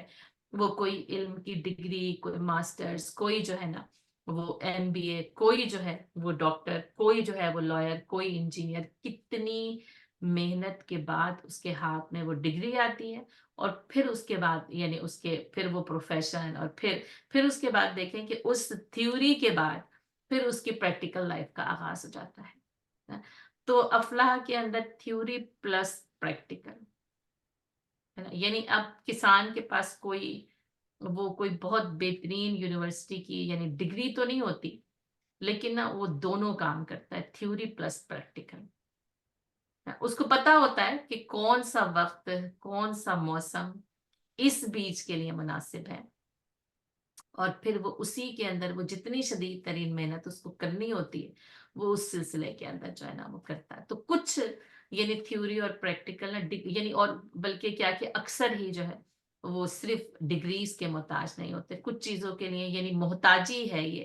کہ وہ ڈگری ہوگی تو آپ جو ہے وہ کسی جو ہے وہ ڈاکٹر کے ایز اے پروفیشن فائز ہو سکیں گے. اور یہاں پر آپ دیکھیں کہ جو سب سے بہترین پروفیشن اس زمین کے اوپر ہے نا المومنون سے اس کو تعبیر کیا گیا ہے. دنیا کے یعنی سب سے بہترین انسان وہ ہیں جو اس ڈگری کے زیر اثر آ جائیں، المؤمنون، جن کو یہ سند مل جائے. کیونکہ ڈگری سند ہے نا، یعنی اگر ہم اردو میں کہیں سند ہے، جن کو المومنون کی سند مل جائے. دنیا کی یعنی سب سے اعلیٰ ترین یونیورسٹی کی سب سے اعزازی سند یہ ہے اور جس کو پھر وہی رب کائنات اور خالق کائنات کہہ دے، المؤمنون، یہ مومن فلاح پانے والے بس ہے نا. یعنی امیر، غریب، مرد، عورت اور نہ سارے بادشاہ، فقیر، نہ یہ ساری جتنی بھی یہ طبقاتی تقسیم ہے یا انسانوں کی رنگ، نسل، زبان اور وطن کی بنیاد پر جو بھی کچھ نہ ڈویژن ہے نا، المومنون نہ ان ساری تقسیمات کی جڑ کو کاٹ کر رکھ دیتا ہے. بس صرف مطلقاً نہ یعنی جمع کے صیغے میں المومنون کسی نسل سے تعلق رکھتا، ان کا رنگ کوئی ہو، ان کا زبان یعنی ان کی زبان کوئی ہو، ان کا وطن کچھ اور کچھ بھی ہو، ان کا پروفیشن کوئی بھی ہو یا نہ ہو ہے نا. کسی یعنی کسی فیلڈ سے، پروفیشن کی کسی فیلڈ سے تعلق رکھتے ہیں، وہ کچھ کرتے ہوں یا نہ کرتے ہوں، وہ حکومت میں ہوں یا حکومت کا حصہ نہ ہوں، المومنون، المومنون فلاح پائیں گے. یہ یعنی وہ کی ورڈ ہے دونوں ہی، یعنی فلاح بھی اور المومنون بھی. اور قد جو ہے نا یعنی قد نے نا ان دونوں چیزوں کا قد بڑھا دیا ہے. تحقیقاً، یقیناً، یعنی یہ بات نہ ثابت ہو چکی ہے، یہ بات لکھی جا چکی ہے، یہ بات طے کی جا چکی ہے کہ فلاح صرف اور صرف مومنوں کو ہی نصیب ہوگی، یا ہوتی ہے یا ہوتی رہے گی. ٹھیک ہے، اس کے اندر نا یعنی ماضی، حال، مستقبل سارے کے سارے صیغے نا اس میں صیغہ راز کے اندر جو ہے نا وہ موجود ہیں. قد افلح المومنون، یقیناً، تحقیق، بلا شبہ کامیاب ہو گئے وہ جو ایمان لے کر آئے. یعنی یہاں پر یہ بھی ہے، یعنی اس کے مختلف جو ہے نا وہ ترجمے کیے گئے، یعنی ایماندار لوگ کامیاب ہو گئے، یہ بھی اس کا بہت ہی جو ہے نا وہ خوبصورت جو ہے وہ ترجمہ ہے۔ ایک ترجمہ اس کا یہ بھی کیا گیا ہے کہ کام نکال لے گئے ایمان لانے والے، یعنی یہ کہ ایمان لانے والوں کا کام بن گیا کیونکہ وہ کامیاب ہو گئے۔ تو یعنی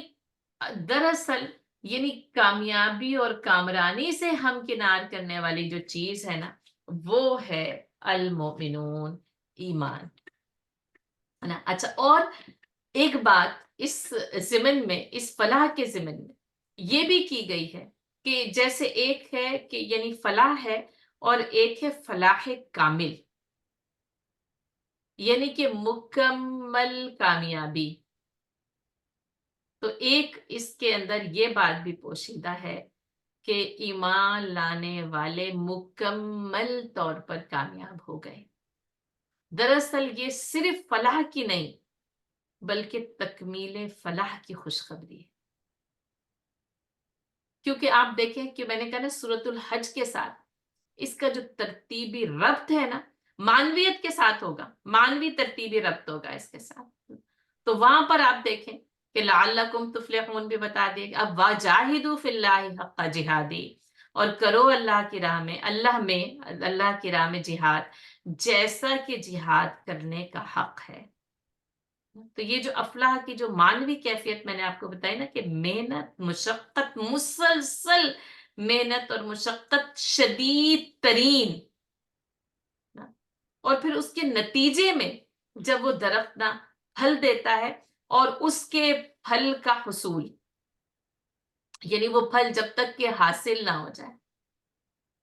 اور جب وہ حاصل ہو جائے تو کہتے ہیں اس محنت کا ثمر مل گیا، ہے نا۔ تو یہ جو جہاد ہے جو بتایا کہ محنت ہے، مشقت ہے، اور جب یہ حق جہاد کے ساتھ کیا جائے، جب جہاد اپنے پورے حق کے ساتھ کیا جائے نا تو اس کے نتیجے میں نا فلاح کی تکمیل ہوتی ہے، تکمیل فلاح ملتی ہے۔ اچھا، جو عربی زبان کی ایک لغت ہے قاموس، اس نے لکھا ہے کہ فلاح کے معنی یہ ہے کہ ہر مراد حاصل ہو اور ہر تکلیف دور ہو جائے۔ گویا کہ یعنی قاموس جو لغت ہے اس کا اس فلاح کے معنی بیان کرنے کا مطلب یہ ہے کہ فلاح انتہائی جامع ترین لفظ ہے نا، یعنی یعنی یہ وہ کامیابی ہے جس کے بعد انسان کو کسی اور چیز کی خواہش باقی نہیں رہتی، کیونکہ جب اس کو ہر مراد پوری ہو جائے اور اس کی ہر تکلیف دور ہو جائے تو اس کو اس کے سوا اور کیا حاصل ہو سکتا ہے۔ اچھا، لیکن اب اس میں ایک جس کو کہتے ہیں کہ بات یوں موجود ہے کہ اس دنیا میں ایسا ہونا ممکن نہیں ہے، اس دنیا میں ایسا نہیں ہو سکتا کہ ہر مراد حاصل ہو جائے اور ہر تکلیف جو ہے وہ دور ہو جائے، کیونکہ اس میں تو یعنی دنیا میں کیونکہ فنا ہے نا تو وہ کسی چیز کو قرار اور بقا تو حاصل نہیں رہتی، وہ تو جیسے یعنی مسترب رہتی ہے نا، یہ دنیا تو مسترب رہتی ہے، اس میں تو رنگا رنگی ہے، اس میں تو آگے انسان جو ہے وہ بڑھتا چلا جاتا، اس لیے نا یہ جو تکمیل فلاح ہے نا وہ دراصل یعنی اس پہلی آیت میں مکمل نہیں ہوتی بلکہ وہ آگے جا کر 10ویں آیت میں یہ تکمیل فلاح مکمل ہوگی، کہ مکمل کامیابی یعنی کہ کامل فلاح، اور اس فلاح کی تکمیل جو بتائی جا رہی ہے نا، اور اس 1 سے لے کر 10 تک کے اندر جو گیپ ہے نا اس کو اس تعمیر سیرت کے لوازم نے پورا کیا ہے، جو کہ ہم آگے جو ہے وہ پڑھنے جا رہے ہیں کہ وہ آگے کی جو آیات ہے نا وہ اس گیپ کو پورا کرتی ہیں کہ دراصل اس فلاح میں جو سب سے پہلے جو معنی ہے نا یعنی یہ کہ وہ یعنی محنت اور مشقت نا، تو یہ محنت اور مشقت کس زمین پر کرنی ہے جس کے نتیجے میں وہ ثمر ملے گا جو آگے جا کر ہمیں آیا نمبر 10 کے اندر جو ہے وہ پتا چلتا ہے۔ اچھا، قد افلح المومنون، قرآن کہتا ہے قد افلح من تزکا، پھر یہ بھی کہتا ہے وقد افلح من زکاہا۔ اب آپ دیکھیں وہاں قد افلح تو دونوں ایک ہی ہیں، قد افلح قد افلح قد افلح نا، یہاں پہ کہا گیا المومنون، وہاں پہ کہا گیا من تزکا من زکاہا، وہاں پہ یہ آتا کہ جس نے تزکیہ کر. یہاں من زکاہا جو کہا گیا اس کا مطلب یہ ہے کہ وَنَفْسٍ وَمَا سَوَّاهَا، جس نے اپنے نفس کا تزکیہ کر لیا وہ فلاح پاتے ہیں. تو وہاں پر یعنی ان دونوں آیات میں قد افلح من تزکا اور قد افلح من زکاہا، اس میں فلاح جو ہے وہ تزکیے کو قرار دیا گیا ہے نا؟ یا پھر یہ کہ ظاہر آپ لکھیں گے کہ تزکیہ نفس کو قرار دیا گیا ہے. اور یہاں پر المومنون صرف ایماندار لوگوں کے لیے اس فلاح کامل کا وعدہ کیا جا رہا ہے یا ان کو یہ خوشخبری سنائی جا رہی ہے. تو دراصل وہاں پر جو من تزکا من زکاہا ہے نا، وہ بھی اس کے بعد والی آیات میں موجود ہے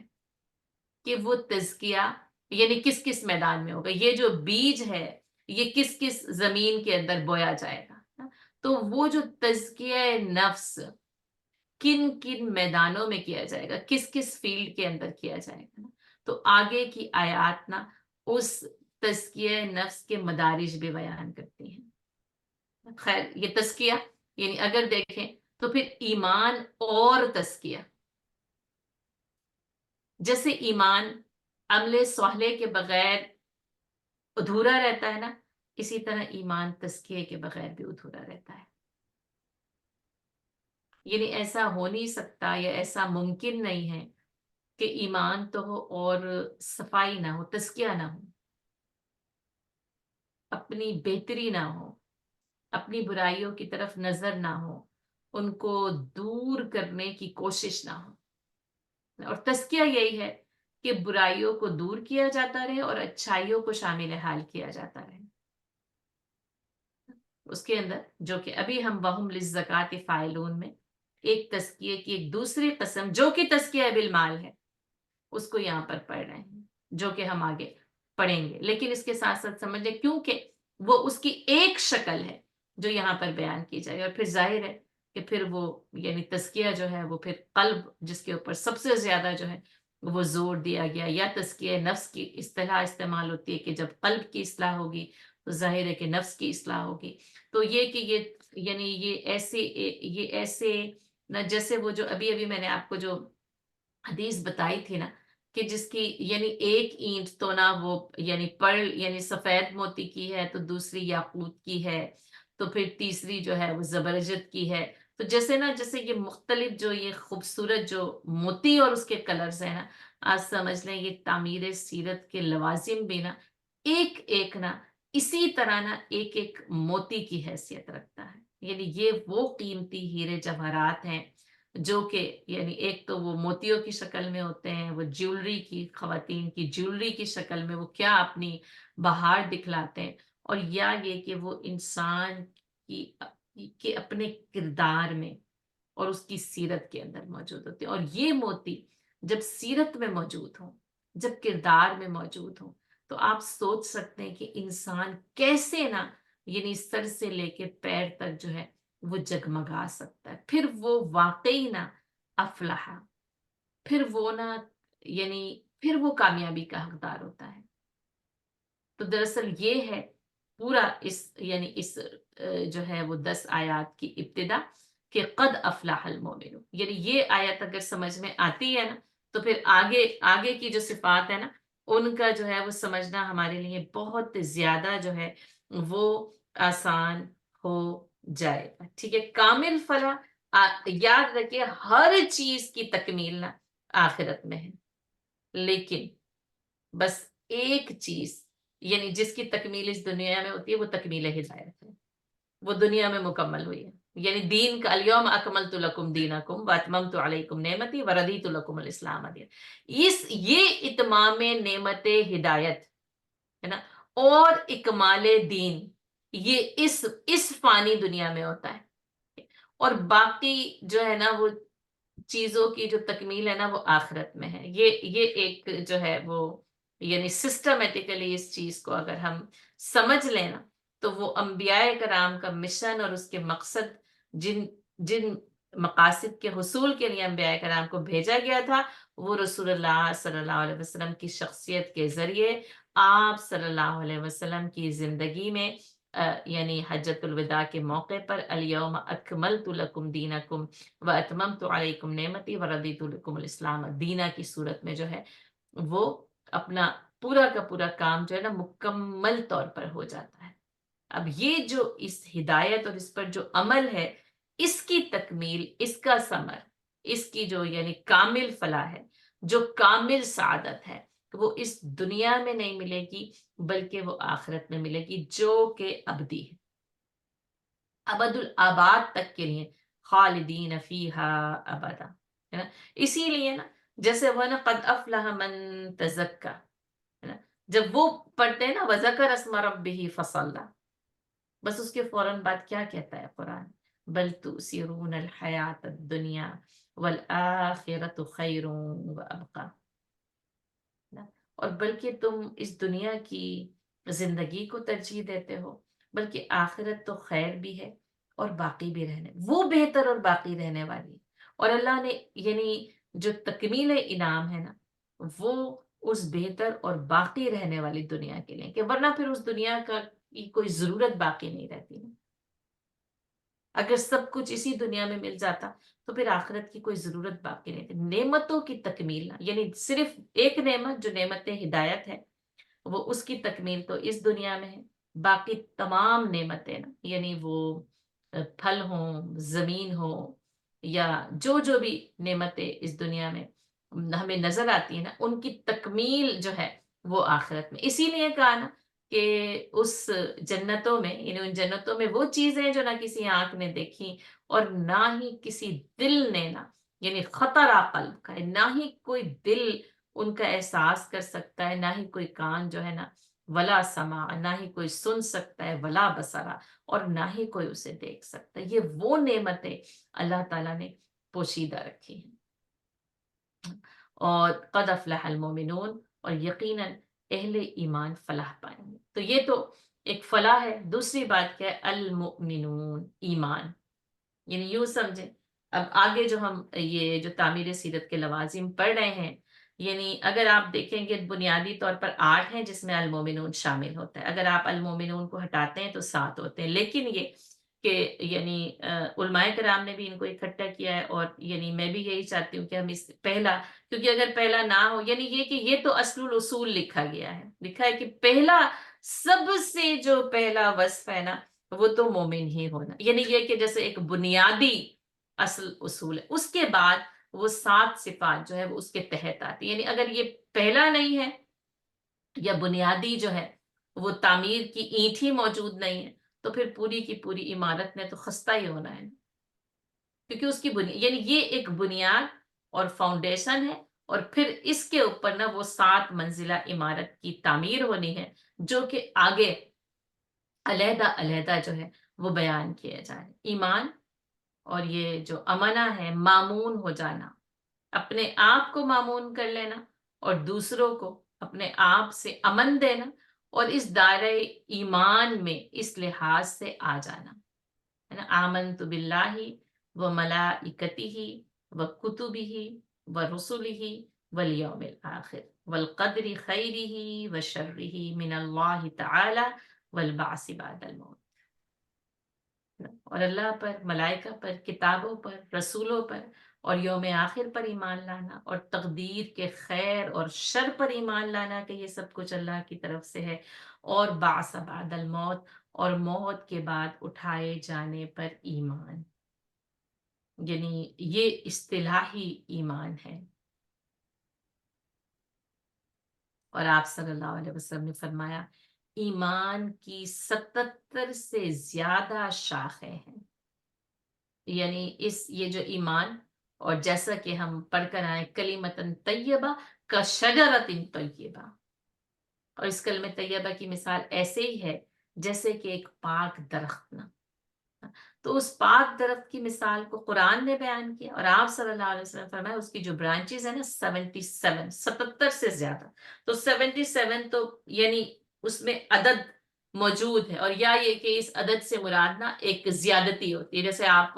کسی کو فون تو ایک بار کرتے ہیں، 2 بار کرتے ہیں، 3 4 5، حد سے حد کوئی 10 بار ہی ہوگا، آپ کہتے ہیں میں نے تمہیں 100 بار فون کیا ہے نا؟ تو یعنی مبالغہ ہوتا ہے، یوں سوچیں تو یعنی وہ جھوٹ نہیں ہوتا، ایک جیسے زبانوں کا ایک طریقہ ہے، گو کہ اگر اس کو بھی نہ کہا جائے تو زیادہ بہتر ہوتا ہے، لیکن بعض اوقات پھر وہی ہم وہ جو اثر میں ہوتے ہیں اس پورے کے پورے ماحول کے، تو ہم کہتے ہیں آپ یا تو یہ کہہ سکتے ہیں ہم نے کئی بار یا متعدد، لیکن اکثر آپ کسی بھی چیز کی زیادتی کو بیان کریے 100 بار یا 1000 بار،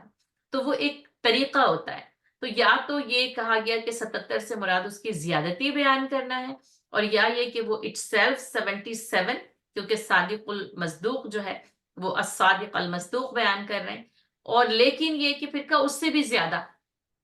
تو کہا اس سے بھی زیادہ جو ہے وہ شاخیں ہیں۔ تو یہ ایمان کا وہ ایک درخت ہے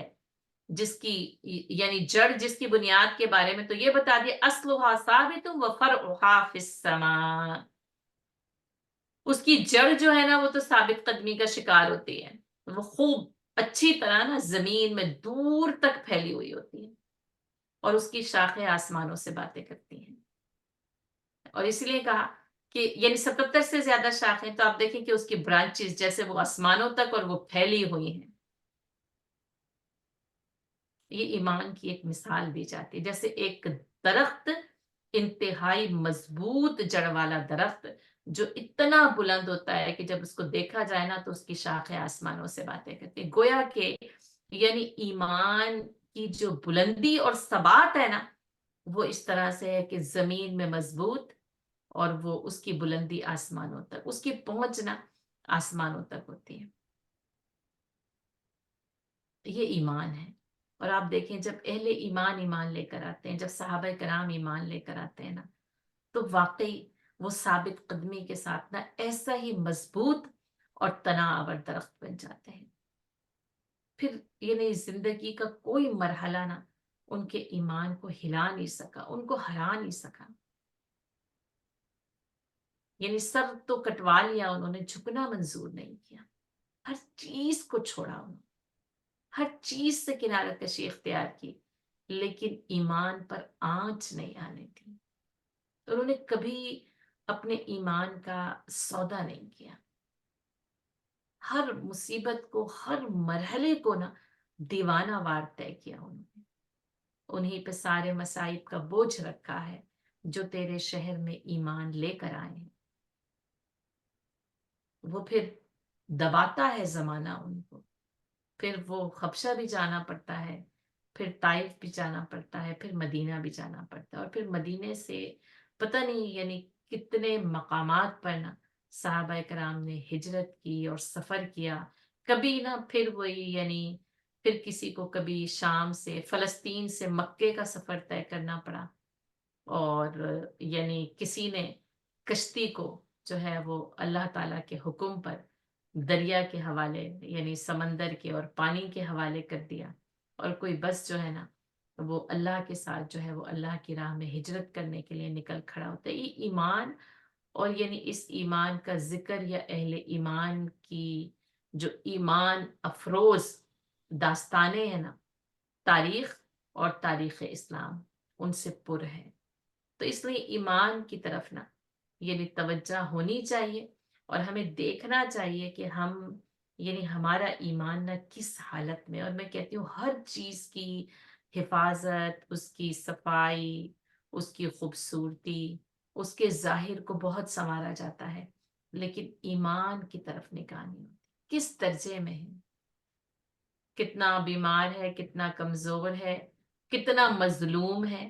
اور ہم کیسے کیسے جو ظلم ہے ہم اس ایمان کے اوپر کر جاتے ہیں نا۔ تو دراصل بات کیا ہے کہ فلاح، اور فلاح کن کو ملے گی؟ اہل ایمان کو ملے گی۔ یہ خوشخبری ہے، اور یہ خوش قسمتی بھی ہے، یہ سعادت بھی ہے کہ ہم اہل ایمان کی صف میں شامل ہیں۔ لیکن تم سبھی کچھ ہو بتاؤ، کیا مسلمان بھی ہو؟ کیا واقعی جو ہے نا وہ ایمان ہے؟ کیا واقعی ہم اہل ایمان کی صف میں کھڑے ہونے کے یا یہ کہ المومنون کہلائے جانے کے مستحق بھی ہیں؟ اللہ تعالیٰ نے یہ اعزاز نواز تو دیا ہے، ہم ان صفوں میں یعنی شامل تو ہیں، یعنی اس گروہ کے اندر، ان اہل ایمان کی صف کے اندر آ کر شامل تو ہو گئے ہیں، لیکن یعنی ہمیں اپنے آپ اپنے اندر جھانکنے کی ضرورت ہے، اپنے سوچ یعنی ہمارے خیالات، ہماری سوچیں، ہماری نیتیں، ہمارے ارادے اور ہمارا عمل نا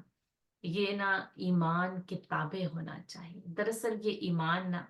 یعنی یہ بتا رہا ہے، یہ سکھا رہا ہے، اور آپ دیکھیں کہ اللہ تعالیٰ کی یعنی حکمت دیکھیں اور قرآن کی فصاحت و بلاغت دیکھیں کہ نا آغاز ہی المومنون سے کیا، جیسے نا جسے یوں لگتا ہے کہ ایمان کو نا اندر تک جھجوڑ کر رکھا گیا ہے کہ تم سوچو تو صحیح کہ یعنی یہ آخر تم کہاں کھڑے، تم اہل ایمان ہو، قد افلح المومنون، تو یقیناً کامیابی اہل ایمان کا مقدر ٹھہرتی ہے۔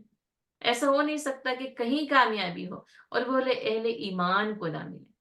ہے نا؟ جیسے وہ کہا نا کہ کام نکال لے گا ایمان لانے، کامیاب ہوگا ایمان لانے والا، تو غلبہ بھی ان کا ہے، یعنی نفاذ بھی ان کا ہے، اور لیکن یہ کہ اس ایمان کے تقاضے، دراصل المومنون کا لفظ نا اپنے اندر پورے وہ تقاضے رکھتا ہے کہ ان تقاضوں کو پورا کیا جائے تو اہل ایمان کی صف میں شامل ہونے کے مستحق ہو، اور پھر اس کے بعد نا وہ 7 صفات بیان کی جا رہی ہیں کہ اے اہل ایمان، تمہارا ایمان جو ہے وہ قابل قبول نہیں ہے، تمہارا ایمان اصل ایمان نہیں ہے اگر تم ان صفات پر پورے نہیں کرتے، اگر تم ان صفات کو اپنے کردار میں شامل نہیں کرتے تو پھر تم اہل ایمان کہلانے کے مستحق ہی نہیں ہو۔ قرآن اصطلاح دیتا ہے، یعنی ایک نام دیتا ہے، اعزاز دیتا ہے، لقب دیتا ہے، سرٹیفکیٹ دیتا ہے، اور یہ بتاتا ہے کہ یہ سرٹیفکیٹ نا کتنے کارنرز کے ساتھ ہے، اور اس کو حاصل کیے جانے کے بعد تم کس منصب پر فائز ہو گئے ہو، اس منصب کے لیے یعنی جس اہلیت کی ضرورت ہے نا، آگے کی 7 صفات اس اہلیت کو بیان کریں۔ اگر یہ 7 صفات موجود ہیں تو تم اہل ہو، اور اگر یہ 7 شرائط موجود نہیں ہیں تو تم نااہل ثابت ہو جاؤ گے۔ سب سے پہلی صفت یعنی ایماندار لوگوں کی جو سب سے پہلی صفت یہاں پر بیان کی جا رہی ہے وہ کیا ہے؟ الذین هم فی صلاتہم خاشعون، کہ وہ اپنی نمازوں میں یعنی جیسے کہ عجز و نیاز کرنے والے ہیں، یا یہ کہ خشوع خضوع اختیار کرنے والے ہیں، یا عاجزی اختیار کرنے والے ہیں۔ اس میں سب سے پہلی اس بات کو سمجھ لیں کہ یہاں پر یہ نہیں کہا گیا یقیمون الصلاۃ کہ وہ نماز کو قائم کرتے ہیں۔ اچھا، اس سے پہلے سورہ حج میں ہم پڑھ کر آ گئے ہیں کہ فَأَقِیمُوا الصَّلَاةَ، کہ پھر وہ نماز کو قائم کریں گے، الذین یقیمون الصلاۃ، اور وہ نماز کو قائم کریں۔ یہ بھی یعنی اقامت صلاح جو ہے یہ بھی قرآن کی اصطلاح ہے جس کو قرآن نے بیان کیا ہے، لیکن یہاں پر یہ بات آپ کو یاد رہے کہ وہ نا یعنی اجتماعی باجماعت نماز کا انتظام ہے جس کو نافذ کیا جائے گا، یعنی نماز باجماعت کا نفاذ۔ یہاں جس بات کو بیان کیا جا رہا ہے نا، ایک تو تعمیر سیرت نا، اور یہ نا انفرادی تعمیر سیرت کے لوازم ہے، وہ اجتماعی طور پر جس چیز کو یعنی حکومتی طور پر ریاستی طور پر جس چیز کو کرنے کا حکم دیا جاتا ہے نا، وہ یقیمون الصلاۃ فاقیموا الصلاۃ وآتوا الزکاۃ، اور زکوٰۃ کو ادا کرو، یعنی جیسے نماز کا باجماعت نظام قائم ہوگا اسی طرح یعنی زکوٰۃ کا نظام بھی جو ہے وہ وہاں پر قائم کیا جائے گا۔ یہاں پر نا یعنی یوں سمجھیں کہ جیسے سورۃ الحج ایک اجتماعی طور پر بات کو جس نے بیان کیا ہے، سورۃ المومنون نے نا، المومنون تو اجتماعی طور پر آیا، لیکن بات وہ یہ کہ ہر فرد ہے ملت کے مقدر کا ستارہ، اور اس میں پھر ہر فرد کی سیرت کن اصولوں کے مطابق ہونی چاہیے یہ بتایا جائے، یعنی اہل ایمان کا ہر فرد انفرادی طور پر اس کی نماز کو جو یقیمون الصلاۃ ایک باجماعت نماز ہے نا، یعنی یوں تصور کریں کہ ایک مسجد ہے اور امام ہے اور مقتدی ہے اور نماز باجماعت کا نظام قائم ہے، لیکن اس صف میں کھڑے ہوئے ہر اہل ایمان کی نماز کن کیفیات کے ساتھ یعنی ہے، یہ کن کیفیات کے ساتھ ہونی چاہیے۔ یہاں پر نا یعنی نماز کی جو ہے وہ کمیت کو بیان کیا جا رہا ہے، یعنی یہ جو نماز کی جو اندرونی حالت ہے نا، یعنی نمازی کی جو اندرونی حالت ہے، یہاں پر اس کو بیان کیا جا رہا ہے کہ وہ ہیں الذین هم فی صلاتہم خاشعون. یعنی جیسے اب ایک یہ تصور ہے، ایک منظر نگاری ہے کہ جماعت ہے اور اس میں صفیں بندی ہوئی ہیں اور امام جو ہے وہ جماعت کی امامت کر رہے ہیں، تو اس نے پیچھے کھڑے ہوئے ہر نمازی کی اندرونی کیفیت کیا ہونی چاہیے. اور اگر یعنی یہ سوچیں کہ ہر نمازی کی نماز وہاں پر خشوع و خضوع کے ساتھ ہو، تو اس نمازی کی اور اس نماز کی جو کمیت ہے، جو اس کی جو کوالٹی ہے، وہ کہاں پر پہنچ جائے. اور وہیں پر نا، یعنی نماز کی کوالٹی کو وہیں پر پہنچایا گیا ہے. الذین هم فی صلاتہم خاشعون، کہ وہ اپنی نمازوں میں خشوع و خضوع اختیار کرتے ہیں. اچھا، اب خشوع کے جیسے کہ لغوی معنی پڑے، ایک تو وہی کہ یعنی ایک اضطراب ہے، اور اس اضطراب کا جب اثر ہوتا ہے نا، تو پھر کیا ہوتا ہے، اعضاء و جوارح جو ہے نا وہ ٹھہر جاتے ہیں. تو اس نے کہا کہ خشوع کے جو لغوی معنی ہیں وہ یہ ہیں کہ انسان کے ظاہری اعضاء میں نا سکون ہو، یعنی سکون. اب یعنی جب اس کے یعنی لفظی اور لغوی معنوں کو ہم دیکھ لیتے ہیں، تو اصطلاحی معنی یہ بیان کیے گئے ہیں کہ خشوع یہ ہے کہ یعنی وہ جو نمازی ہے اس کے قلب میں بھی سکون ہو اور اس کے ظاہر میں بھی سکون ہو. یعنی اس کا قلب جو ہے وہ سکون کے ساتھ اس نماز میں حاضر ہو، کہ اس کے قلب میں غیر اللہ کے سوا کوئی بھی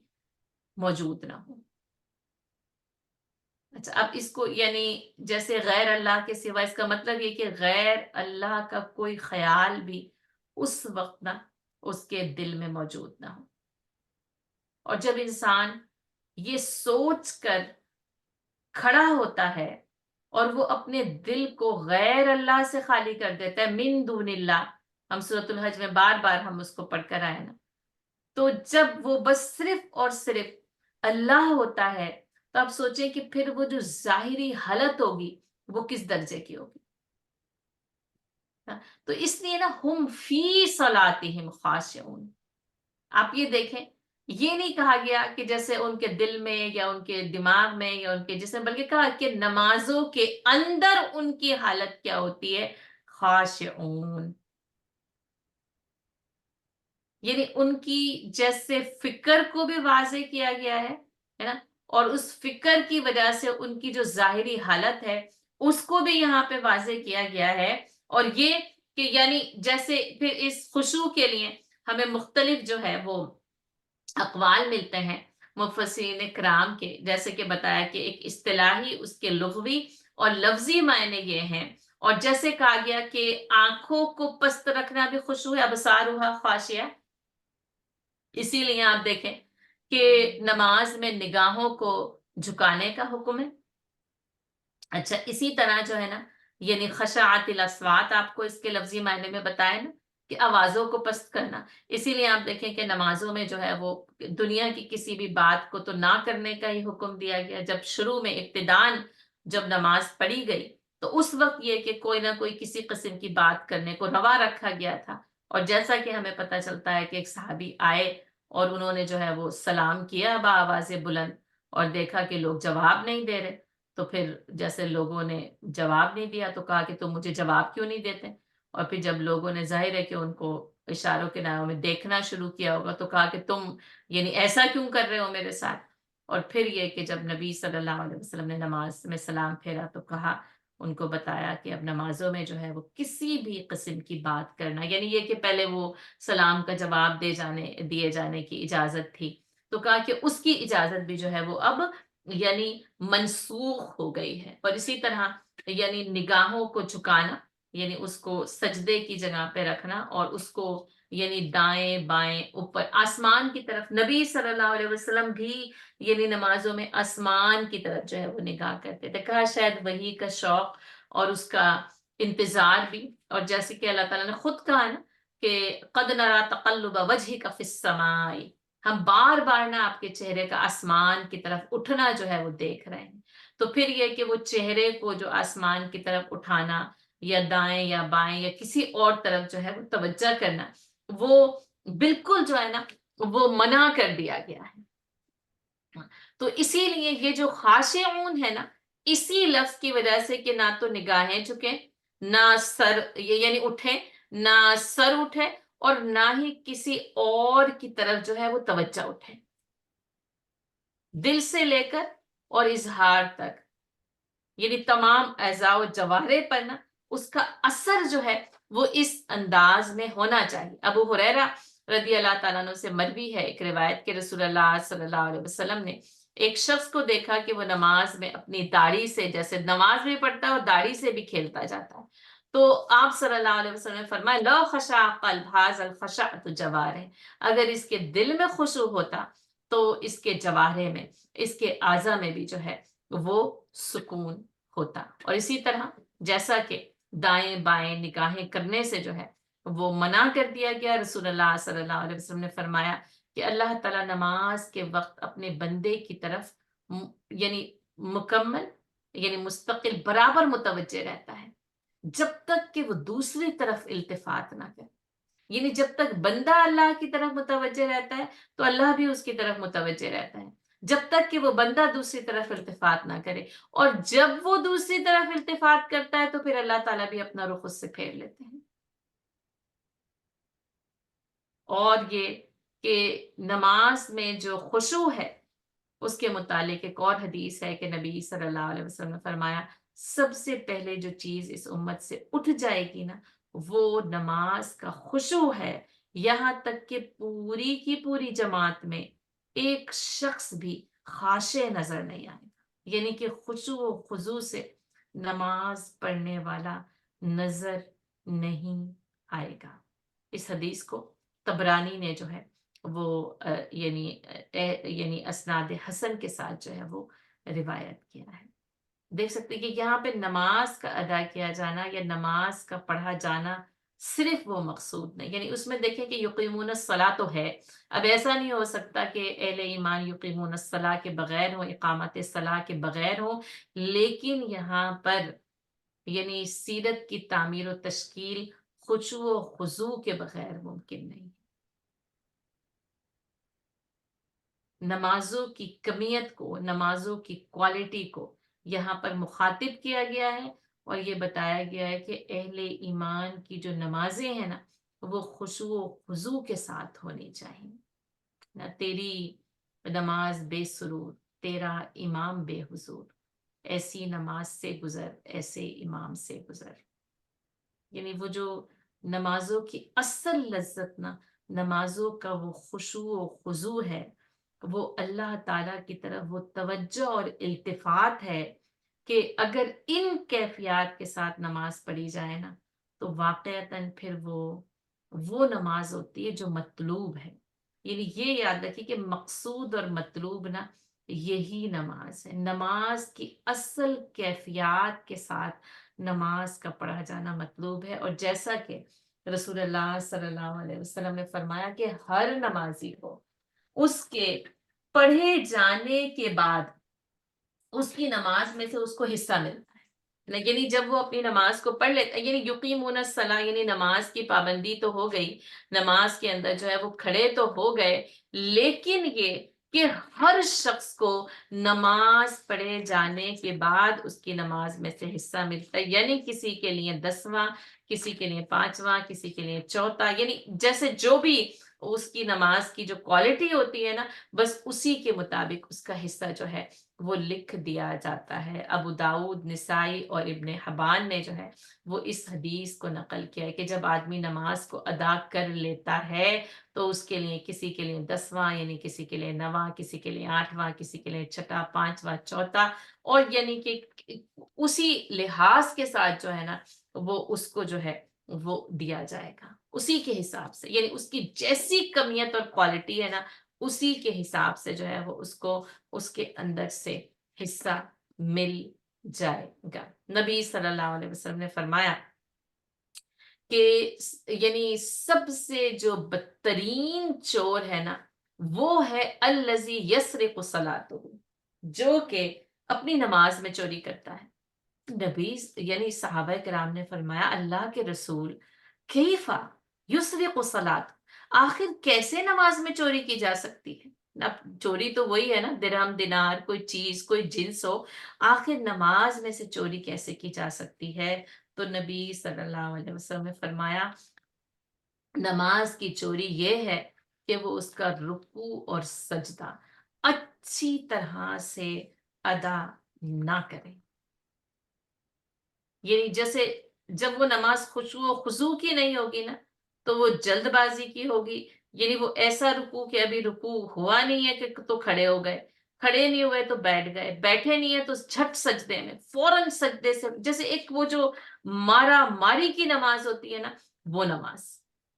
تو اس نے کہا کہ وہ جو کہ نماز کی سب سے یعنی بدترین چوری کی سب سے بدترین قسم کیا ہے کہ جب کہ نماز کے اندر جو ہے وہ چوری کی جائے۔ نبی صلی اللہ علیہ وسلم نے فرمایا افضل الصلاۃ طول القنوت،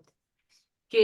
بہترین نماز وہ ہے جس میں بہت لمبی لمبی رکعتیں ہوں، یعنی جیسے ان لمبی رکعتوں سے مراد یہ ہے کہ وہ سکون کے ساتھ جو ہے وہ اللہ کے حضور حاضری ہو، جیسے وہ کہا نا کہ حافظوا علی الصلاۃ والصلوات والصلاۃ الوسطی وقوموا للہ قانتین، اور اللہ کے سامنے نا مؤدب ہو کر، یعنی یہ جو خاشعون ہے نا، آپ کو پتہ ہے یہ قانتین کی جب لکھوائی تھی کہ اس میں خاموشی بھی ہے، اس میں خشوع و خضوع بھی ہے، اس کے اندر آ جاتا ہے کہ اس کے اندر جو ہے نا وہ انسان عاجزی کے ساتھ نا اللہ کے سامنے پست ہو کر کھڑا ہوتا ہے، اور پھر وہ کسی بھی اور چیز میں مشغول نہیں ہوتا، نہ اس کے دل کا خیال اور نہ ہی اس کا جو ظاہر ہے، اس کے جو اعضائے جسمانی ہے وہ کسی اور چیز میں جو ہے وہ مشغول ہوتے ہیں۔ اور نبی صلی اللہ علیہ وسلم نے جیسا کہ کہا کہ افضل الصلاۃ طول القنوت، اور آپ صلی اللہ علیہ وسلم کی رکعتوں کے طول کا، اور جو حضرت عائشہ رضی اللہ تعالیٰ عنہ کہتی ہیں نا کہ نبی صلی اللہ علیہ وسلم کی یعنی رکعتوں کے طول کے حسن کا، ان کی عمدگی کا کیا کہنا، کہ وہ کتنی لمبی ہوتی تھی کہ نبی صلی اللہ علیہ وسلم کے قدم مبارک سوج جاتے تھے، آپ صلی اللہ علیہ وسلم کے قدم مبارک میں خون اتر آتا تھا، آپ نماز میں مشغول ہوتے تو آپ کو کسی اور چیز کی کوئی فکر ہی نہیں ہوتی تھی، بس آپ کہا کہ جب وہ ہمارے ساتھ ہوتے تھے، ہم سے بولتے تھے اور مسکراتے تھے، اور جیسے ہی بس اذان ہوتی اور نماز کا وقت آتا تو رسول اللہ صلی اللہ علیہ وسلم ہر چیز سے بے نیاز ہو کر نا بس اللہ کے حضور جو ہے وہ حاضری، اور آپ صلی اللہ علیہ وسلم کی حاضری کس خشوع و خضوع کی کیفیت کے ساتھ ہوتی ہے نا۔ تو یہ کہ نمازوں کو سنوارنا مقصود ہے، صرف